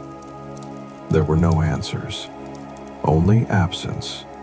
And absence, as history shows us, is the perfect soil for mystery to grow. Within days of the event, newspapers across the United States ran headlines thick with questions. Flight 19 lost without a trace. Rescue plane vanishes, no debris, no bodies. Atlantic swallows 27 men in a day. The public was riveted, fascinated, a little frightened. The Navy's official report, released weeks later, was equally unsettling in its lack of closure. We are not able to determine what happened. That one sentence, vague, bureaucratic, final, only deepened the sense that something larger was at work. And so, whispers turned into words. Words turned into paragraphs. Paragraphs turned into print. By the 1950s, radio dramas were reenacting the last words of Flight 19. Magazines like Fate and True began publishing tales of vanishing ships and planes in the Atlantic. But the turning point came in 1964. That year, a writer named Vincent Gaddis published an article in Argosy magazine, a pulp-style periodical known for its blend of fact and the fantastical. The title of the article? The Deadly Bermuda Triangle. In that piece, Gaddis connected Flight 19 with a string of other vanishings. The USS Cyclops, 1918, over 300 men gone. The Carroll A. Deering, 1921. Ghost ship, crew vanished. Private yachts, passenger aircraft, cargo ships, all missing within the same rough area. And with that simple triangle, Miami, San Juan, Bermuda, the legend took shape. It had been a region before. Now, it had a name. The Bermuda Triangle. The term caught on like wildfire, because it wasn't just a place, it was an idea. An invisible zone where the normal rules didn't apply, where machines broke, compasses spun, clouds swallowed steel, and the sea never gave back what it took. In 1974, Charles Berlitz, a popular writer and linguist, published the best-selling book, The Bermuda Triangle, cementing the phenomenon in pop culture. Berlitz added flair, speculation, a touch of science fiction. But at the heart of it all was Flight 19. The story became a symbol, not just of danger today, but of something deeper. The fear that the world we map might still hide corners we do not control. Soon, the triangle appeared in comic books, radio specials, late-night TV, children's cartoons, airline jokes that weren't always funny. Even the U.S. Coast Guard had to release a public statement trying to reassure travelers that the region was safe. But the legend could not be erased because it had been born not from fiction, but from a day when reality refused to behave. It's easy to dismiss it now. With GPS and radar, satellites and data, we want to believe we've mapped everything. But Flight 19 reminds us, you can draw all the borders you want. The sea does not recognize them. And in that stretch of Atlantic between Florida, Bermuda, and Puerto Rico, something still feels different. Pilots still report strange compass readings. Boats still go quiet without warning. Some aircraft still vanish, leaving only a blip on a radar and an unanswered call.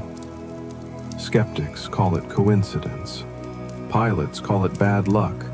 Scientists call it overhyped. But sailors, they still lower their voices when they talk about the triangle.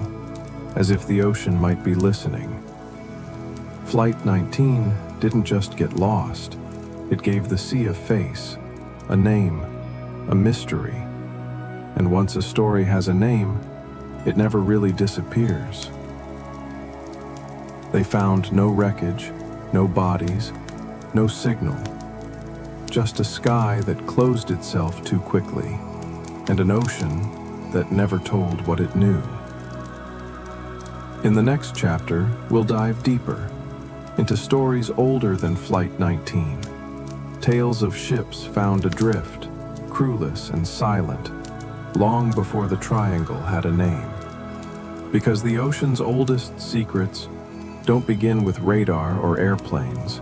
They begin with sails and shadows. Chapter 5. The Blacklist. Unsolved Cases That Still Haunt. Part 1. The Colossus That Never Came Back. They said she was last seen on a calm morning, her dark silhouette slipping over the horizon. No storm, no warning. No one ever saw her again. In the early months of 1918, as the world was still bleeding from the wounds of war, a silent giant left port from the island of Barbados, bound for the United States. Her name was USS Cyclops, a name that would, in time, echo across generations. Not for what she did, but for where she went and never returned. She was no ordinary ship. USS Cyclops was a beast of steel, a naval collier, 550 feet long, built to carry coal and heavy cargo across the Atlantic. In war, she supplied the American fleet. In peace, she was still a monument. Slow, massive, reliable. But nothing about her final journey would be remembered as reliable. On March 4, 1918, Cyclops was en route to Baltimore, Maryland. She was carrying over 10,000 tons of manganese ore, used to make steel for the war. There were 309 souls on board, sailors, naval officers, engineers, and one man in command, Lieutenant Commander George W. Worley. Worley had always been a subject of whispers. He wasn't Navy by birth, a German-born merchant captain who'd risen to command through experience, not tradition. Some said he was temperamental, others said he kept to himself, but no one expected what would follow. Before she vanished, Cyclops made several stops. She was inspected in Rio de Janeiro. Passed. She took on ore in Brazil, then stopped in Barbados for a final refuel. The weather was fair. The ocean was calm. And on the morning she departed, there were no signs, no omens, no smoke on the horizon. Then, nothing. Days passed. Then weeks. Baltimore waited. Families waited. No signal came. No distress call. Not even a whisper on the sea. The Navy launched the largest search of the time for a missing vessel in peacetime. They combed the waters from Florida to the Caribbean, from the Atlantic coast down to Brazil. Not a single piece of wreckage was ever found. No life rafts, no floating cargo, not even an oil slick. It was as if the sea had opened its mouth and swallowed a city whole, and then closed its lips without a ripple. The official Navy report read, "The disappearance of this vessel is one of the most baffling mysteries in the annals of the Navy. All attempts to locate her have proved unavailing. There has been no trace of her or her crew since March 4th. Speculation began, quietly at first, then louder. Some blamed enemy submarines, but not a single German U-boat ever claimed her. What made her disappearance so chilling wasn't just her size, it was her silence. She was massive, heavily staffed, and yet she vanished as easily as a candle in the wind. Later investigations brought up more troubling facts. Cyclops had no escort, despite the wartime conditions. Her engines had been reported malfunctioning weeks earlier, but were cleared for travel. Commander Worley's behavior, according to some accounts, had become increasingly erratic. There were rumors, some absurd, some unsettling, that he walked the decks in his underwear, that he cursed his officers in German, that he'd become paranoid. But even the most unusual captain cannot explain the complete disappearance of a 19,000-ton ship without a trace. Some researchers pointed toward rogue waves, or a sudden structural failure, a crack in the hull, a breach below the waterline. But for a ship that large, that close to shore, there should have been debris, there should have been bodies. There should have been time, even a few frantic seconds, to send a signal. Instead, there was only silence. USS Cyclops was not the first ship to vanish in the Atlantic, but she was the largest, and her name would become the cornerstone of something darker, the foundation stone of what we now call the Bermuda Triangle. Her last known position? Somewhere between Barbados and the Chesapeake Bay. Right within the lines of a triangle no one had yet drawn on the map, but one that would come to define mystery itself. Even today, the U.S. Navy lists the case as status unknown. Even now, 100 years later, search teams with sonar and deep-sea drones still pass over her last known coordinates and find nothing but shadows. 309 people, one of the strongest ships of her time, disappeared on a calm day without a single call for help. They said she was last seen on a calm morning, her dark silhouette slipping over the horizon. No storm, no warning. No one ever saw her again. Some things the ocean doesn't return, not even to memory. Part 2. The vanishing sky, when planes go silent. They found nothing but clouds that didn't move, and air that whispered nothing back. No wings, no trails, no goodbye. The ocean had already taken ships. That much was known. But by the mid-20th century, people believed the sky, wide, open, navigable, would not be as cruel. But the Bermuda Triangle proved it wrong. December 28, 1948, Flight NC-16002, a Douglas DC-3, took off from San Juan, Puerto Rico, headed toward Miami. There were 29 passengers, 2 pilots, and a stewardess on board. The plane was a workhorse, reliable, tested in war, trusted in peace. Weather conditions were favorable. There were no storms, no lightning. The sky was quiet. The pilot, Captain Robert Lindquist, had decades of experience. He'd made the trip dozens of times. That night, he radioed Miami Tower as the plane neared its final descent. Approximately 50 miles south of Miami, everything is okay. That was the last anyone ever heard. The plane never arrived. There was no distress call, no mayday, nothing to suggest a malfunction, a hijacking, or a crash. And when search crews scoured the sea between Puerto Rico and Florida, they found nothing. Not a single seat cushion, not a floating wing, not one life jacket. The flight had vanished, as if the air had folded around it and made it part of the wind. And it wouldn't be the last time. A little more than a month later, on January 30th, 1948, another aircraft, the Star Tiger, a British passenger plane en route to Bermuda, met the same fate. The flight was running a little behind schedule, but nothing indicated trouble. The pilot had even radioed in, sounding calm, saying they'd be a bit late due to headwinds. Then, silence. By dawn, Star Tiger had vanished with 25 people on board. No signal, no wreckage, not even an oil stain on the waves.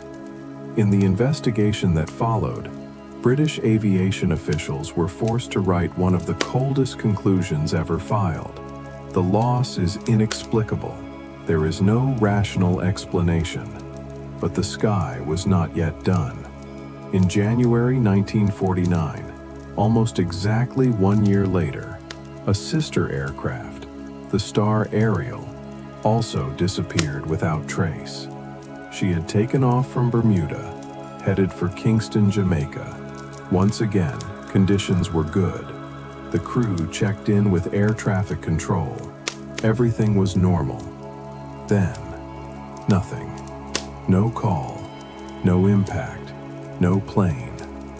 2 planes, 2 years, same airline, same aircraft model, same route. No trace of either was ever found. What do you do when the sky, which is supposed to be empty and safe, starts swallowing planes whole? Theories began to swirl. Some blamed mechanical failure. Others accused sabotage. A few whispered about strange clouds, invisible vortexes, electromagnetic storms. And then there were those who didn't whisper. They believed in aerial time slips, portals between dimensions, openings in the very air. Because how else could you explain that planes filled with passengers could simply vanish, mid-flight, mid-sentence, mid-breath? But what haunts investigators to this day isn't just the disappearances. It's the pattern. Calm weather, experienced pilots, no SOS, no debris, just absence. We trust the sky because we can see it, because it stretches above us like a promise. But over the triangle, the sky doesn't promise, it questions. Even now, modern air traffic systems avoid certain routes over the region. Pilots still report brief malfunctions, compasses that spin, radio signals that break without reason. They call them technical glitches, but many wonder, what if the glitch isn't in the equipment, but in the sky itself? 3 disappearances in the span of a year.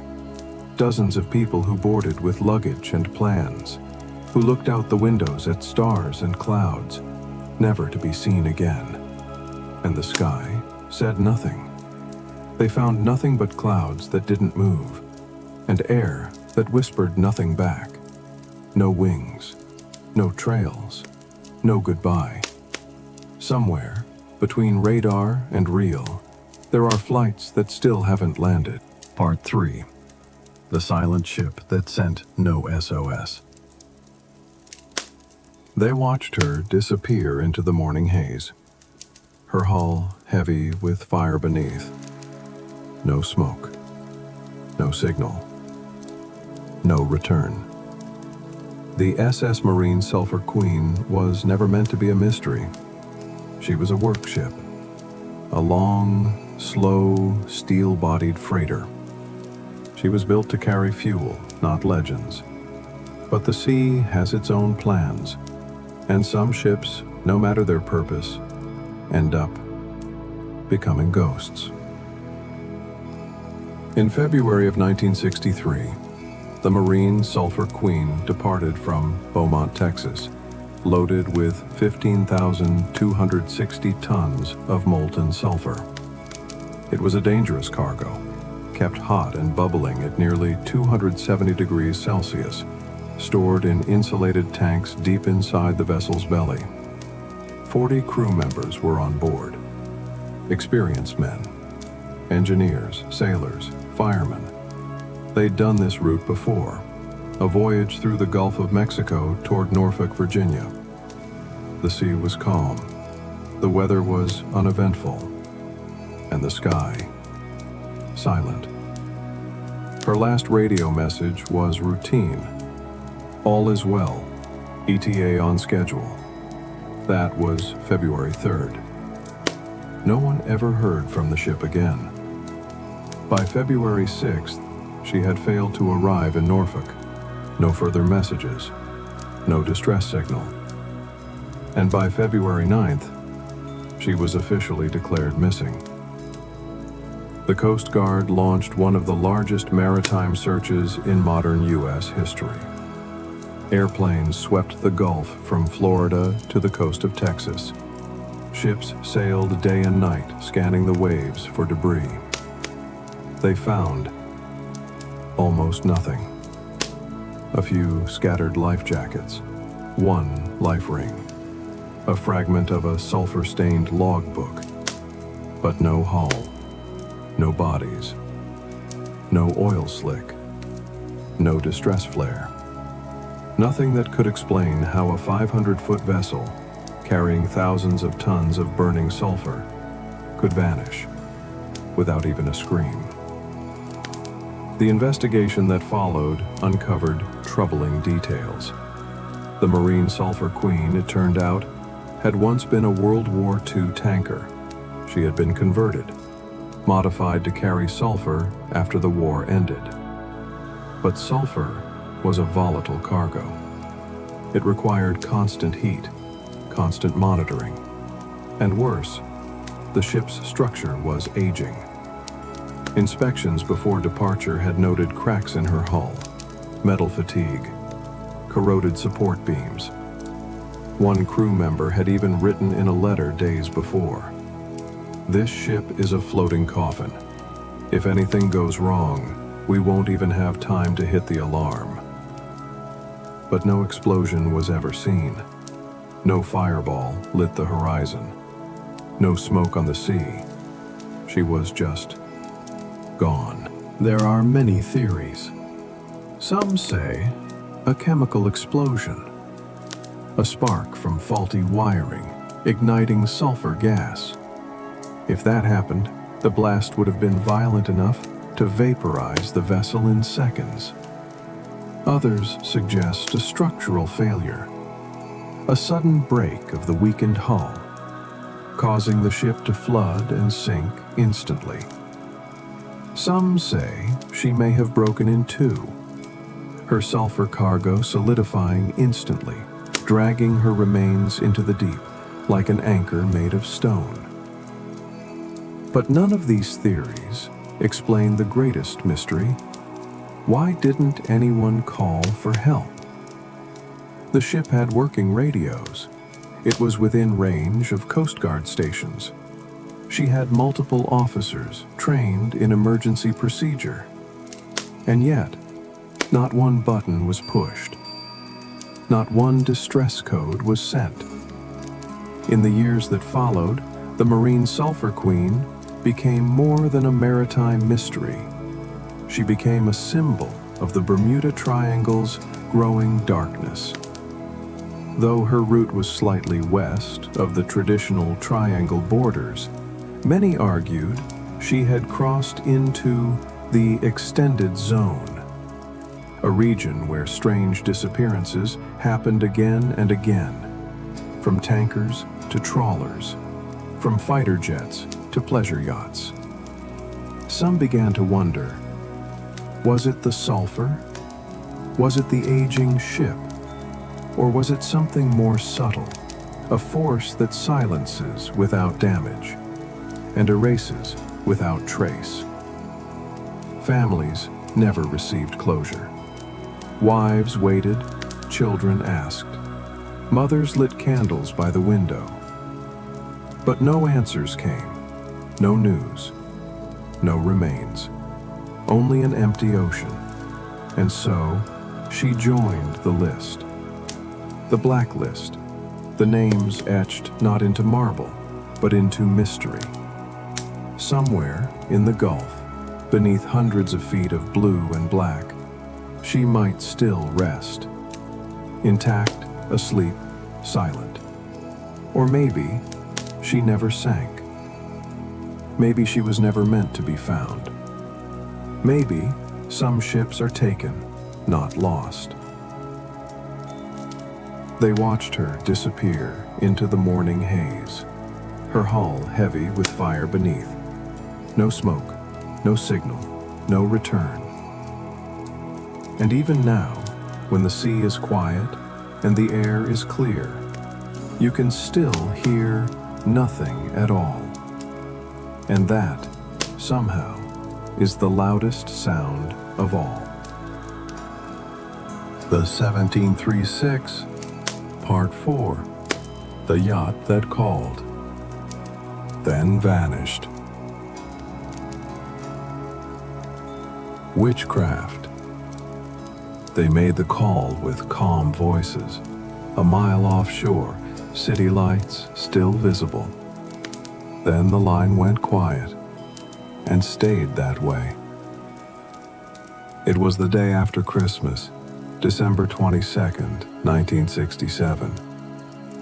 The city of Miami was glowing, not just with festive lights and laughter, but with the warmth of a Florida winter evening. Calm seas, clear skies, no storms on the horizon. A perfect night to sail. That evening, a luxury yacht named Witchcraft left the Miami Marina. She was a 23-foot cruiser, sleek and well-maintained, outfitted not just for comfort, but for unsinkability. On board were two men, Dan Burak, the owner, a successful hotelier, and his close friend, Father Patrick Horgan, a Catholic priest. They weren't going far, just a short, peaceful trip to enjoy the holiday lights from the water, just 1 mile offshore. Around 9 p.m., Burak radioed the Coast Guard. His tone was calm. No panic, no fear. "We've hit something, or something's wrong with the propeller. We're not in danger, just need a tow back." The Coast Guard replied, "Help is on the way." Within 20 minutes, a rescue boat reached the area, exactly where Witchcraft had given her position. The sea was still. Visibility was excellent. They searched the spot and found nothing. No yacht, no debris, no splash, not even the shimmer of disturbed water. The Witchcraft had vanished, within sight of the city, within reach of help, within minutes of speaking. In the days that followed, the Coast Guard launched an extensive search. Over 1,200 square miles of ocean, air patrols, helicopters, dive teams, but nothing was ever found. No hull, no life jackets, no bodies, no oil slick, nothing. What made the case so haunting wasn't just the speed of the disappearance, but the proximity. They were a mile from shore. They were in calm waters, and most disturbingly, they had already made contact. This wasn't a ship caught in a storm. This wasn't a silent vanishing without warning.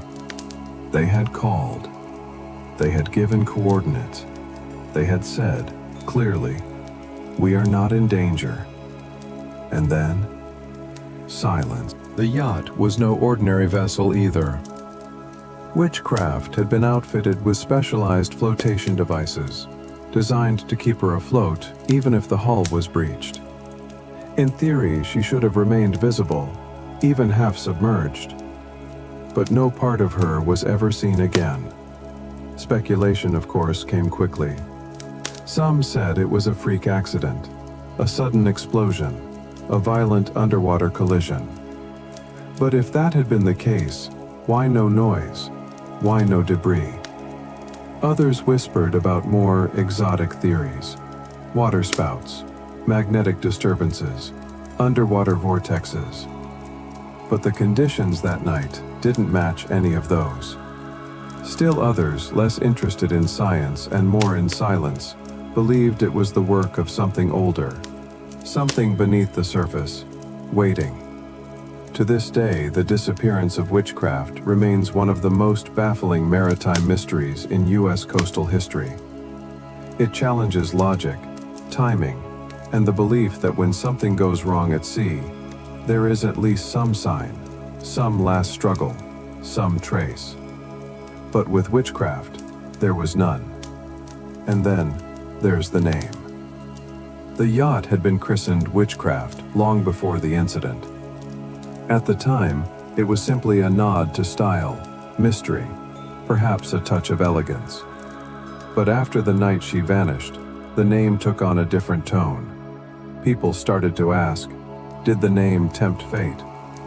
Or was it always destined to disappear? Whatever the truth, the Witchcraft became a symbol, not just of a missing vessel, but of a missing moment, a breach in the normal, where reality blinked and a boat slipped through.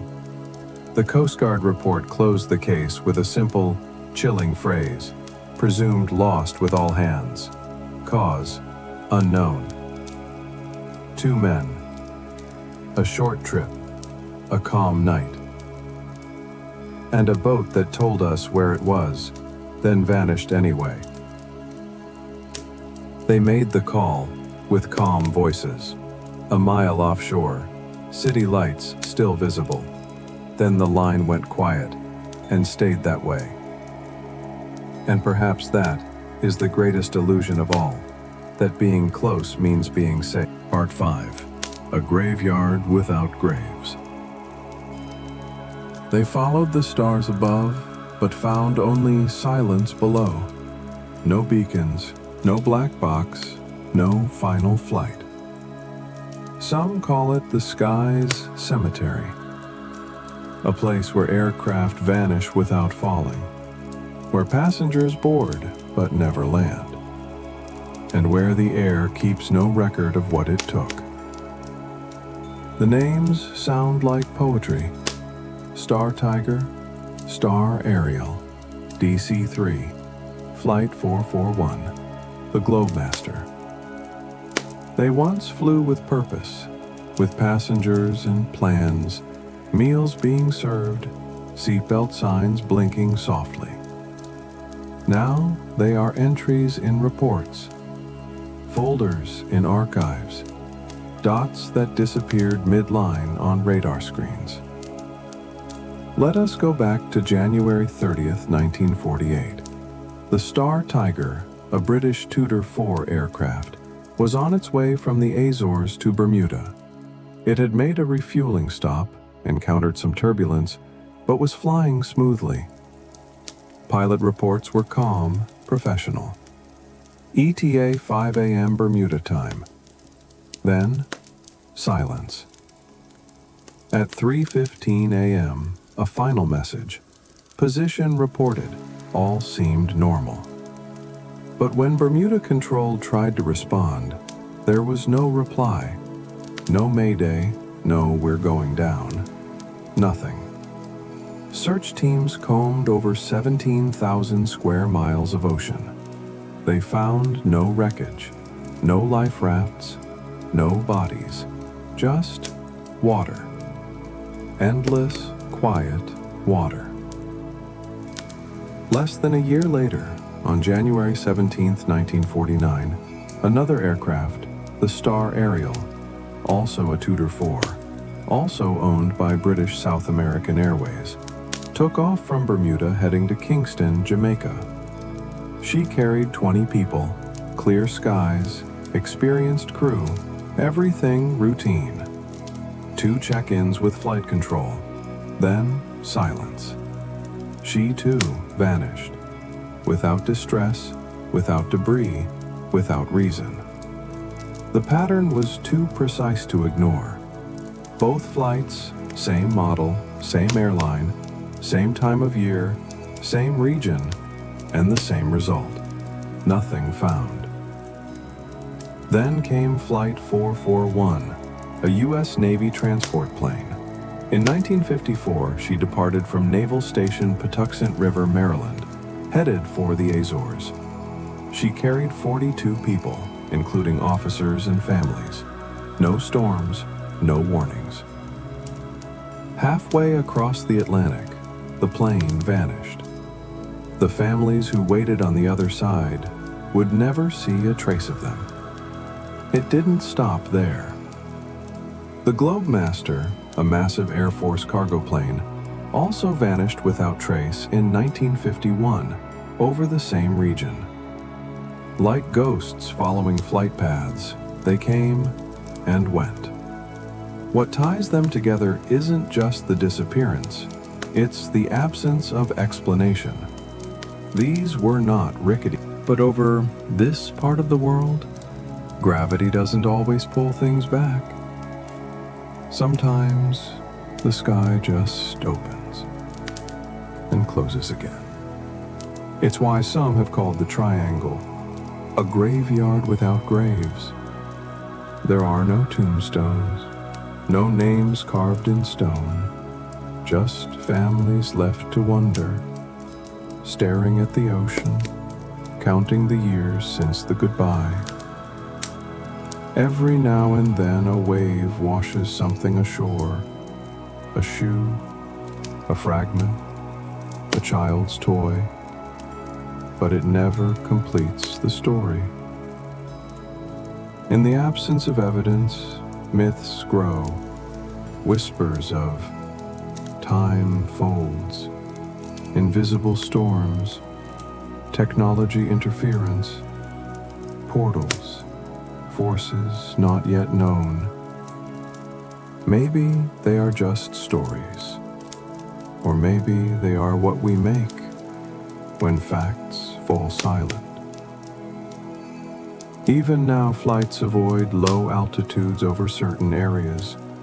Pilots glance at their instruments a little longer when they pass through. And if there's turbulence, a second of unexpected silence, people think, just for a moment, is this the moment I vanish too? They followed the stars above, but found only silence below. No beacons, no black box, no final flight. And in a sky that forgets so easily, we are left to remember for those who never made it home. Chapter 6. Theories. Science, spirits, or something else. Part 1. The currents that swallow, nature's quiet hand. They searched the surface until dusk. The sea was calm, the wind gentle. But what they looked for was already long gone.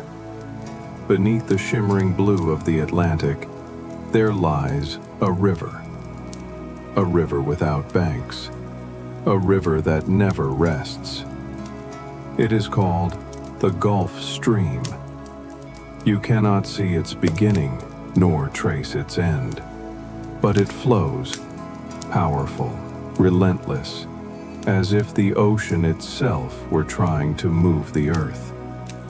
When you step into the story of the Bermuda Triangle, before aliens, before Atlantis, before time warps and compass spins, you meet the Gulf Stream.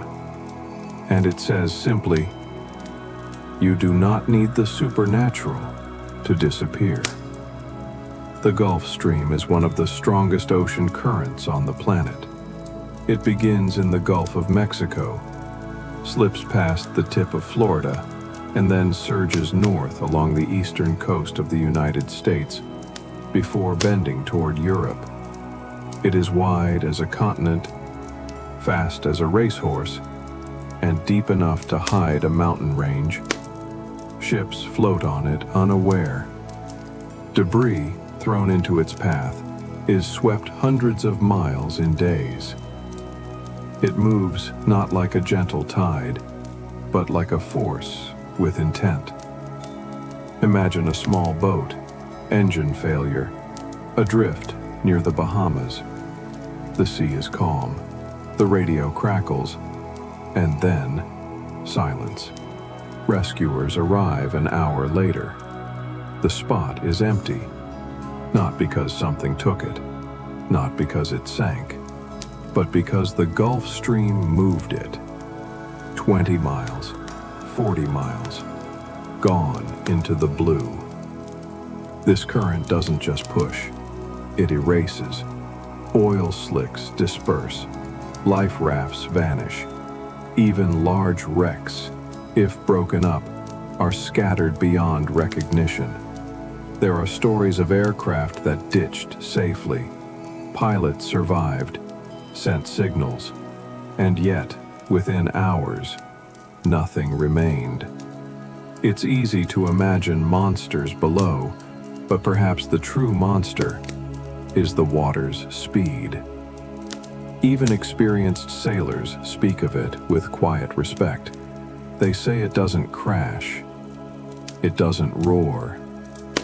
It simply moves, endlessly, unstoppably. And what's below? The seafloor in this region is not gentle, not soft. This is a land of trenches and abyssal plains, of drop-offs that fall deeper than Everest is tall. The Puerto Rico Trench, just southeast of Bermuda, plunges over 8,000 meters, one of the deepest parts of the entire Atlantic. If a plane breaks up mid-air, if a ship goes... When scientists explain the Bermuda Triangle, the Gulf Stream is always first. It doesn't cause the accidents, it hides them, like a magician's sweep of a black cape. The trick isn't in the cut, it's in the disappearance. There are accounts from search pilots who swear, "We were just there, just 5 minutes ago, and now it's gone." Some think they imagined it. Others blame fog or miscommunication. But often, it was simply the current, doing what it always does. There's something quietly terrifying about a force that never sleeps, never changes mood, never stops to explain itself. The Gulf Stream has no face, no voice. It doesn't lure ships like sirens. It doesn't pull planes from the sky. But if you happen to fall into its path, it won't wait for your signal. It won't hold still. It will carry your story away, one silent wave at a time. And this is what makes it so dangerous. It seems invisible. The sky can warn us with clouds. The sea can howl with wind. But a current, it looks like nothing at all. Just a calm, sunlit sea, hiding a river that runs faster than your scream. Even today, rescue teams account for its speed. They extend their search grids. They know that minutes lost can mean hundreds of square miles expanded. But sometimes, that's still not enough. So the next time you read of a boat that vanished, a plane that called once and never again, remember, the water beneath them may not have swallowed them whole. It may have just moved them out of reach. They searched the surface until dusk. The sea was calm, the wind gentle. But what they looked for was already long gone. Because sometimes, the most powerful force in the triangle doesn't crash, or roar, or scream. It just keeps flowing. Managing Sackenings. We asked, Flooding Part 2, the invisible forces, fields, fogs, and flares. The pilot stared at his compass. It spun once, then again, slowly, like a thought losing direction, and then everything went quiet. Not all storms scream. Not all forces announce themselves. Some arrive like a shadow slipping over water. You don't feel them.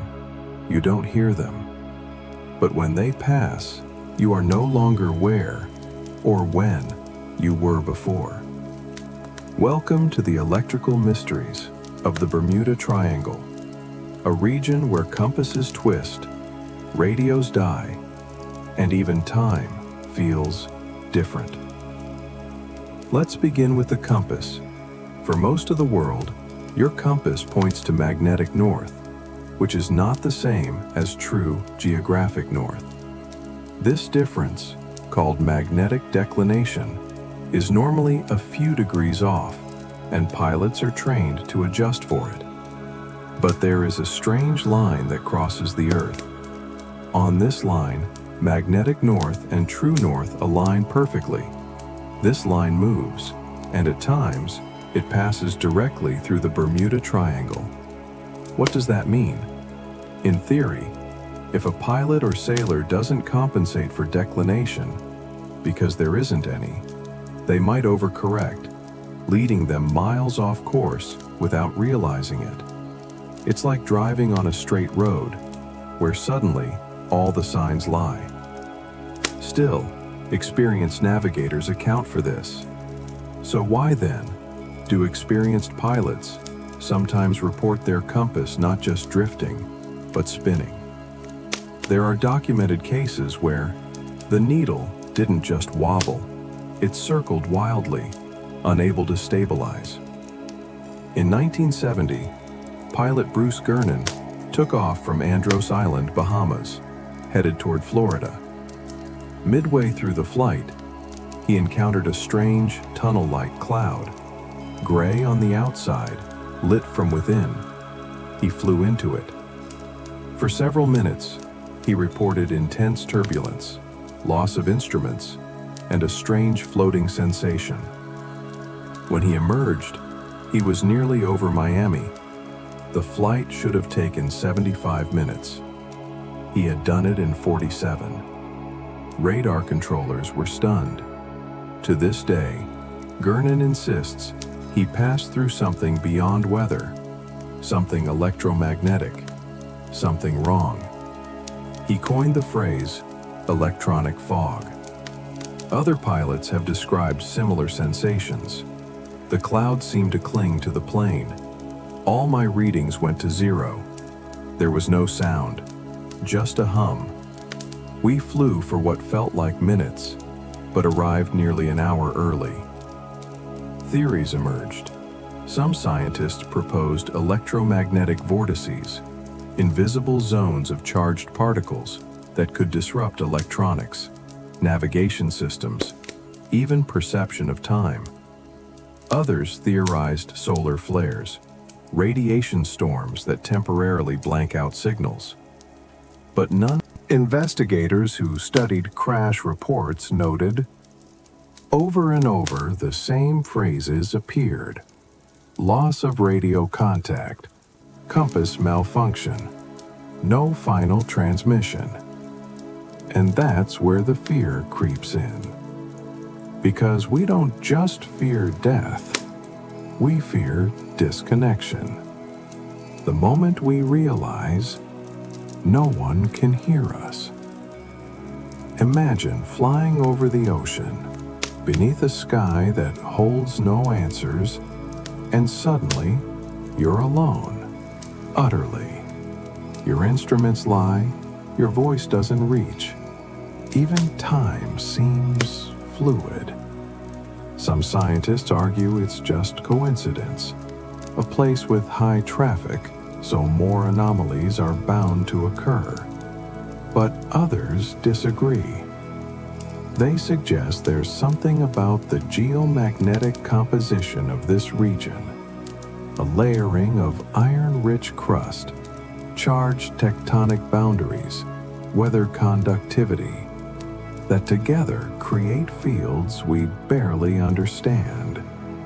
They call them micro-weather systems.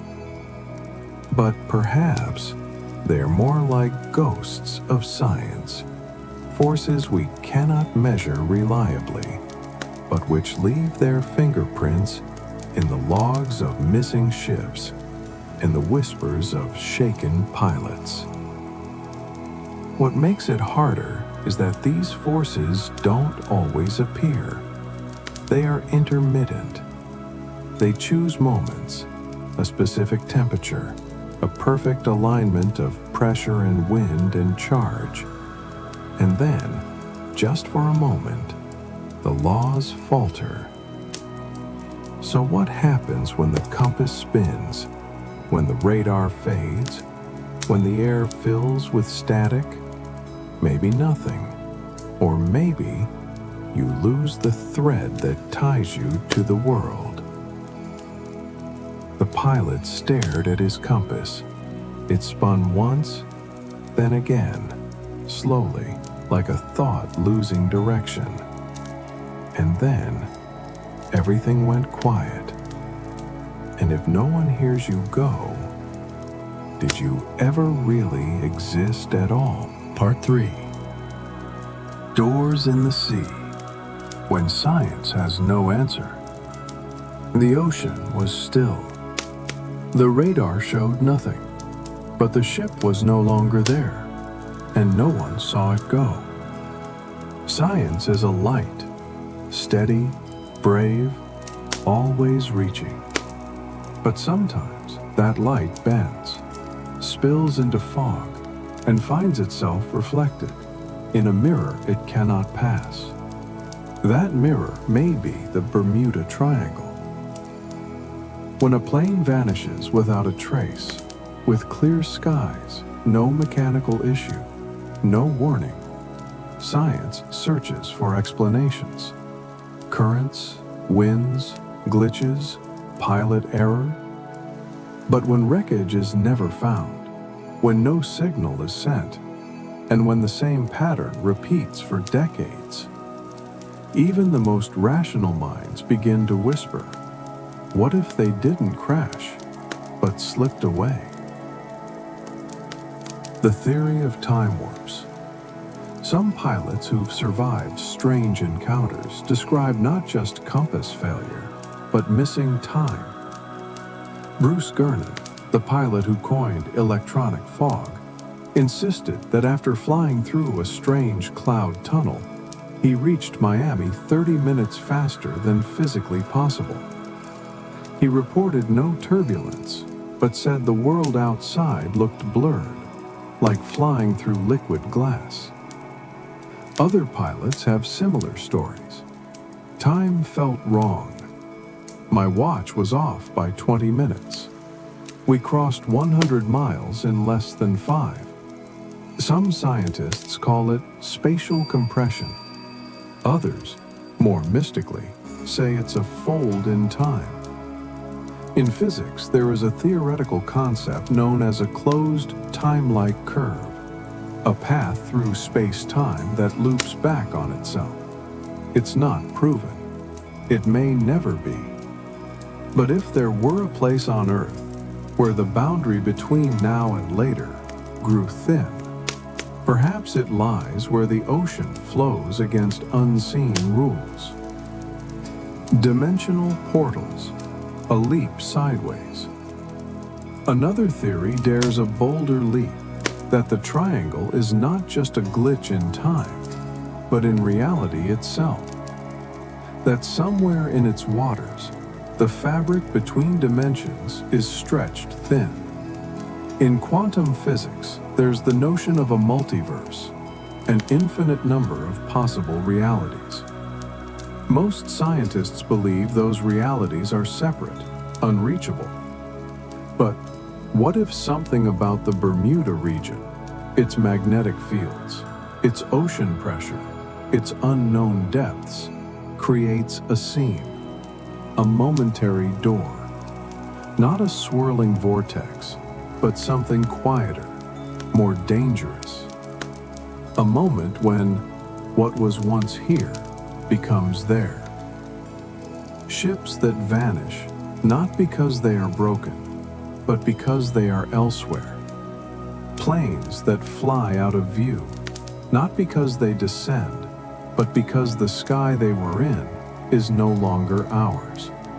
It's a terrifying idea, because it means there's no record. No one knows if Atlantis was real, But many believe, if it existed, it was somewhere near the Bahamas. In fact, aerial images have shown strange, symmetrical formations beneath the waves near Bimini, sometimes called the Bimini Road.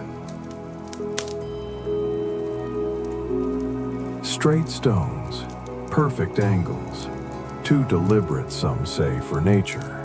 Skeptics call it limestone fracturing, others call it ruins.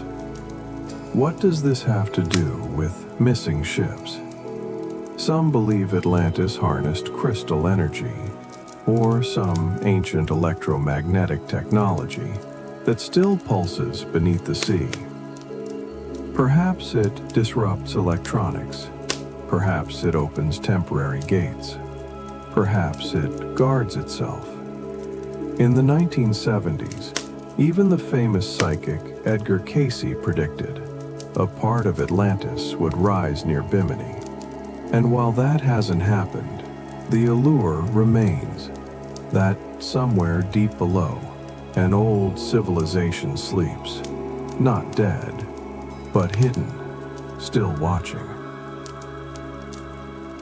We don't know, and that may be the point. It's easy to scoff at these ideas, to smile at talk of time slips and lost cities. But perhaps the most haunting truth is this: we still don't know why. Why a ship can vanish in calm waters. Why no signal is sent. Why no wreckage is ever found. And when the same elements repeat, decade after decade, at what point do we stop calling it coincidence? Maybe the triangle is not a place of monsters.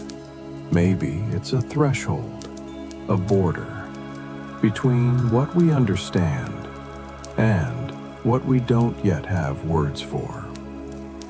The ocean was still. The radar showed nothing, but the ship was no longer there, and no one saw it go. Some doors don't creak open. They vanish behind you. Part 4. They all might be right, or none at all. The sea was calm. The sky was blue. The ship was gone. And every explanation sounded right and wrong.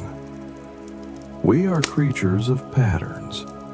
When something disappears, we search for reasons. Currents, storms, pirates, magnets, methane, monsters. Each theory wears its own logic, fits into the shape of some event. But not one of them fits all of it. And so, as we stare into the waters of the Bermuda Triangle, a final possibility arises, one that unsettles the most. Maybe all the theories are true, or maybe none of them are. Let's begin with the pattern. Over the decades, the Triangle has claimed military aircraft, commercial flights, cargo ships, private yachts, fishing vessels, different sizes, different times, different conditions, but always the same result. Gone.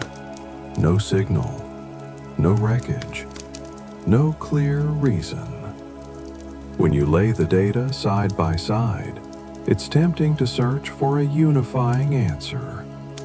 One elegant cause that explains them all. But the deeper you look, the messier the story becomes. One plane might have had instrument failure. Another flew through a known storm. A ship vanished in rough seas. Another in perfect weather. The deeper the list grows, the more it resists a single thread.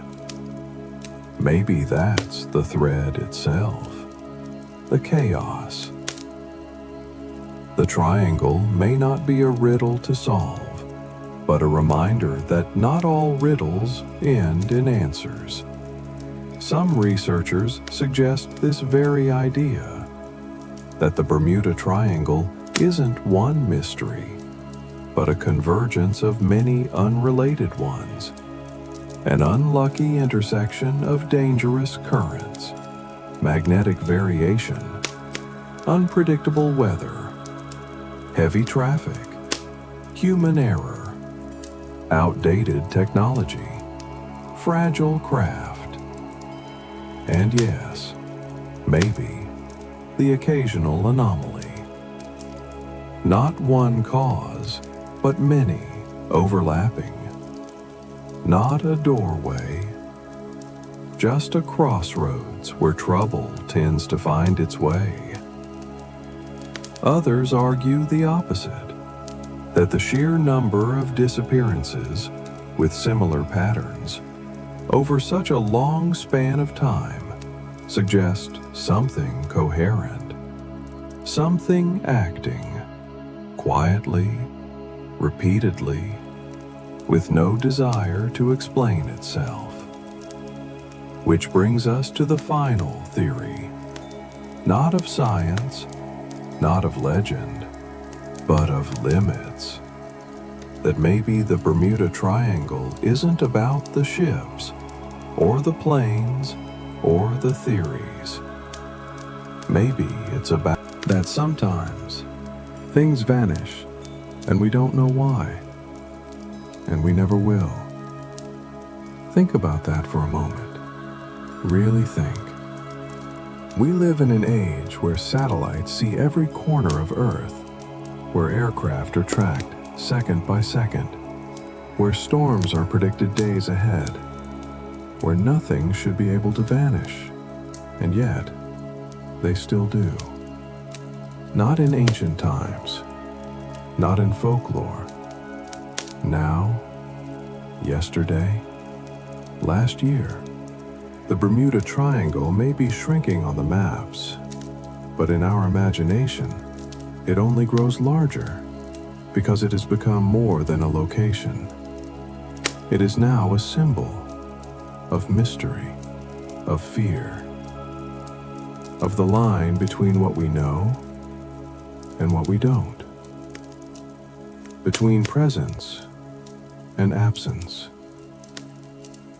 And so we arrive here, at the edge of every theory, of every voice that tried to explain what the water swallowed.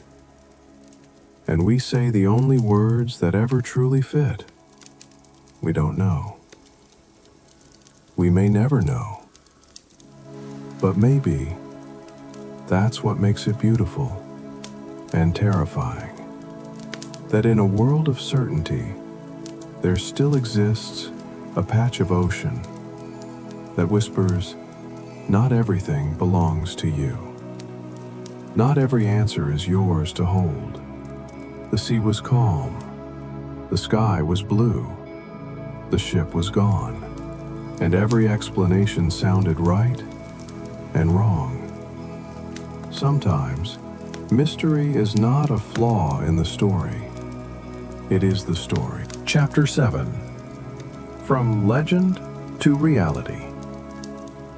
Is the triangle truly dangerous? Part 1. The numbers don't scream. Each day, the ocean opens its arms, and thousands pass through, unnoticed. No storms, no sirens, no screams. Just waves and time and quiet. When people speak of the Bermuda Triangle, they often whisper. Their voices slow, their eyes grow distant, as if remembering something they never experienced, but somehow still feel. Because in the collective mind, the triangle isn't just a patch of sea. It's a place where the ocean decides what it gives back and what it keeps. And yet, beneath the haunting stories, beneath the myths and the radio static, there lies another voice, a quieter one, the voice of numbers. Let's listen to it for a moment. Each year, tens of thousands of flights and thousands of ships pass through the region roughly outlined by Miami, Bermuda, and Puerto Rico. Cruise ships, cargo freighters, military aircraft, private yachts, fishing boats, passenger jets, day in, day out. They come and go. They land, they dock, they vanish. Only from radar, as expected. So, where is the danger? If the Bermuda Triangle is a cursed corridor, why aren't there daily disappearances? Why doesn't the world report missing ships every week, missing planes every month? Why does everything feel so normal? In 1975, author Lawrence David Kusch published The Bermuda Triangle Mystery, Solved. It was one of the first books to approach the triangle not with fear, but with forensics. He traced original reports. He dug into Coast Guard files. He analyzed weather data. And what he found was, in his words, a manufactured mystery. Many of the unsolved cases had, in fact, very clear explanations. Mechanical failures, storms, navigation errors, or incidents that didn't even occur in the triangle. Still, something didn't add up. Because even after the explanations, the stories persisted. People weren't captivated by the facts. They were captivated by the feeling. And so the stories kept spreading. But here's what the raw data tells us. According to the U.S. Coast Guard, there's no greater frequency of missing vessels in the Bermuda Triangle than in any other heavily traveled region of ocean in the world. Still, there is something strange. If the data doesn't scream, why do our imaginations whisper so loudly? Part of the answer lies in how our minds work. We remember the extraordinary, not the routine. 10,000 safe journeys fade into nothingness, but one unexplained vanishing, and it lives forever. It gets passed down, retold, reshaped. The details blur, but the core grows sharper. They vanished. No debris, no call, just gone. And in time, we forget how rare the event was. We only remember how chilling it felt. The Bermuda Triangle, in this way, is not a place defined by disaster, but by attention.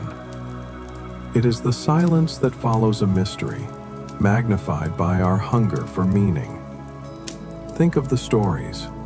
Flight 19, the USS Cyclops, the SS Marine Sulphur Queen, the Witchcraft, the DC-3. They span decades, different technologies, different captains, different skies, and yet they are often spoken in one breath, one eerie legacy, one legend that outlived the facts. But maybe that's the point. Maybe the triangle's true power was never in how many it took, but in how deeply it made us wonder. So yes, the numbers don't scream, not like fiction does, not like our fears. They sit quietly in tables and charts, measured, documented, ordinary. But the stories? The stories whisper louder than data ever could. Each day, the ocean opens its arms, and thousands pass through, unnoticed. No storms, no sirens, no screams, just waves, and time, and quiet, until one day, nothing returns, and the silence is all we remember. Part 2. What we see, and what we choose to remember. The boat made it to port. The flight arrived on time. No one told that story, because no one needed to. There's a strange truth about our memories. They are not built from what happens most often, but from what we can't explain. You won't remember the thousands of uneventful flights over the Atlantic. You won't remember the ships that docked safely in Nassau or San Juan. But you will remember the name Flight 19, even if you don't know what it was. That's the power of mystery. It lingers long after reason has gone to sleep. Legends aren't made by facts. They're made by stories. The Bermuda Triangle was once just ocean, warm water, busy air routes, cargo ships, passenger liners, quiet waves. Then in 1945, 5 military planes vanished. Months later, the rescue plane vanished too.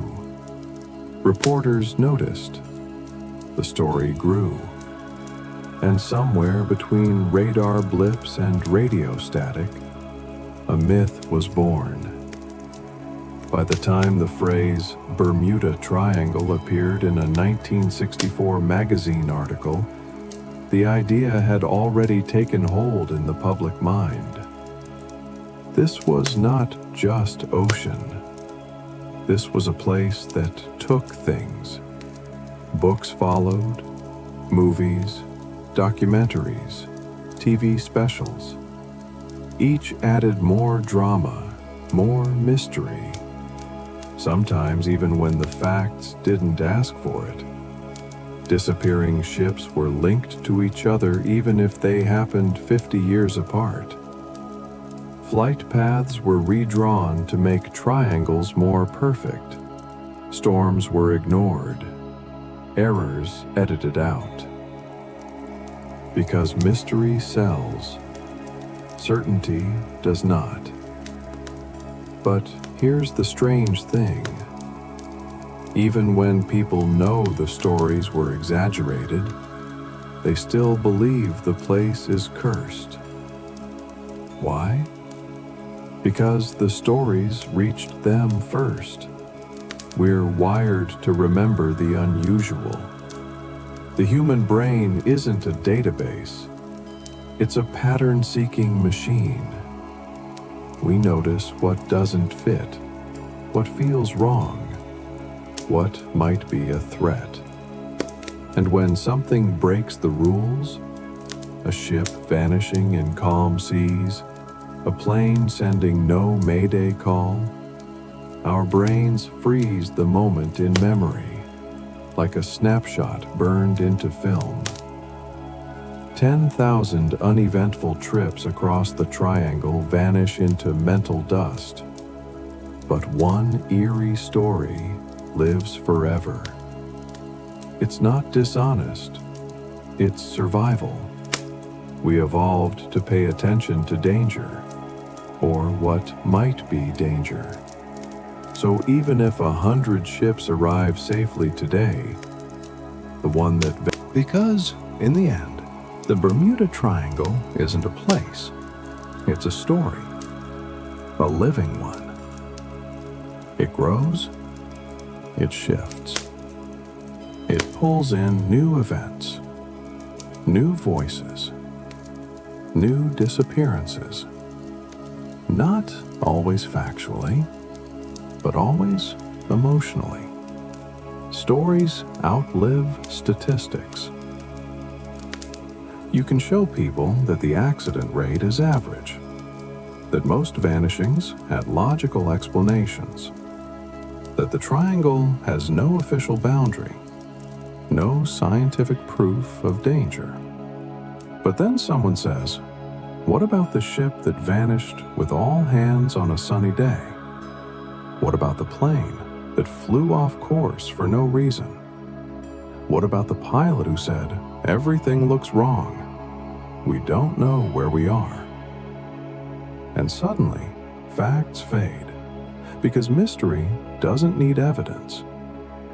It only needs a pause, a question, and silence after the question. We don't build legends from certainty. We build them from gaps, from places where knowledge gives way to wonder. The Bermuda Triangle is full of those gaps. And we remember the gaps. The boat made it to port. The flight arrived on time. No one told that story, because no one needed to. But when the story ends mid-sentence, we remember it forever.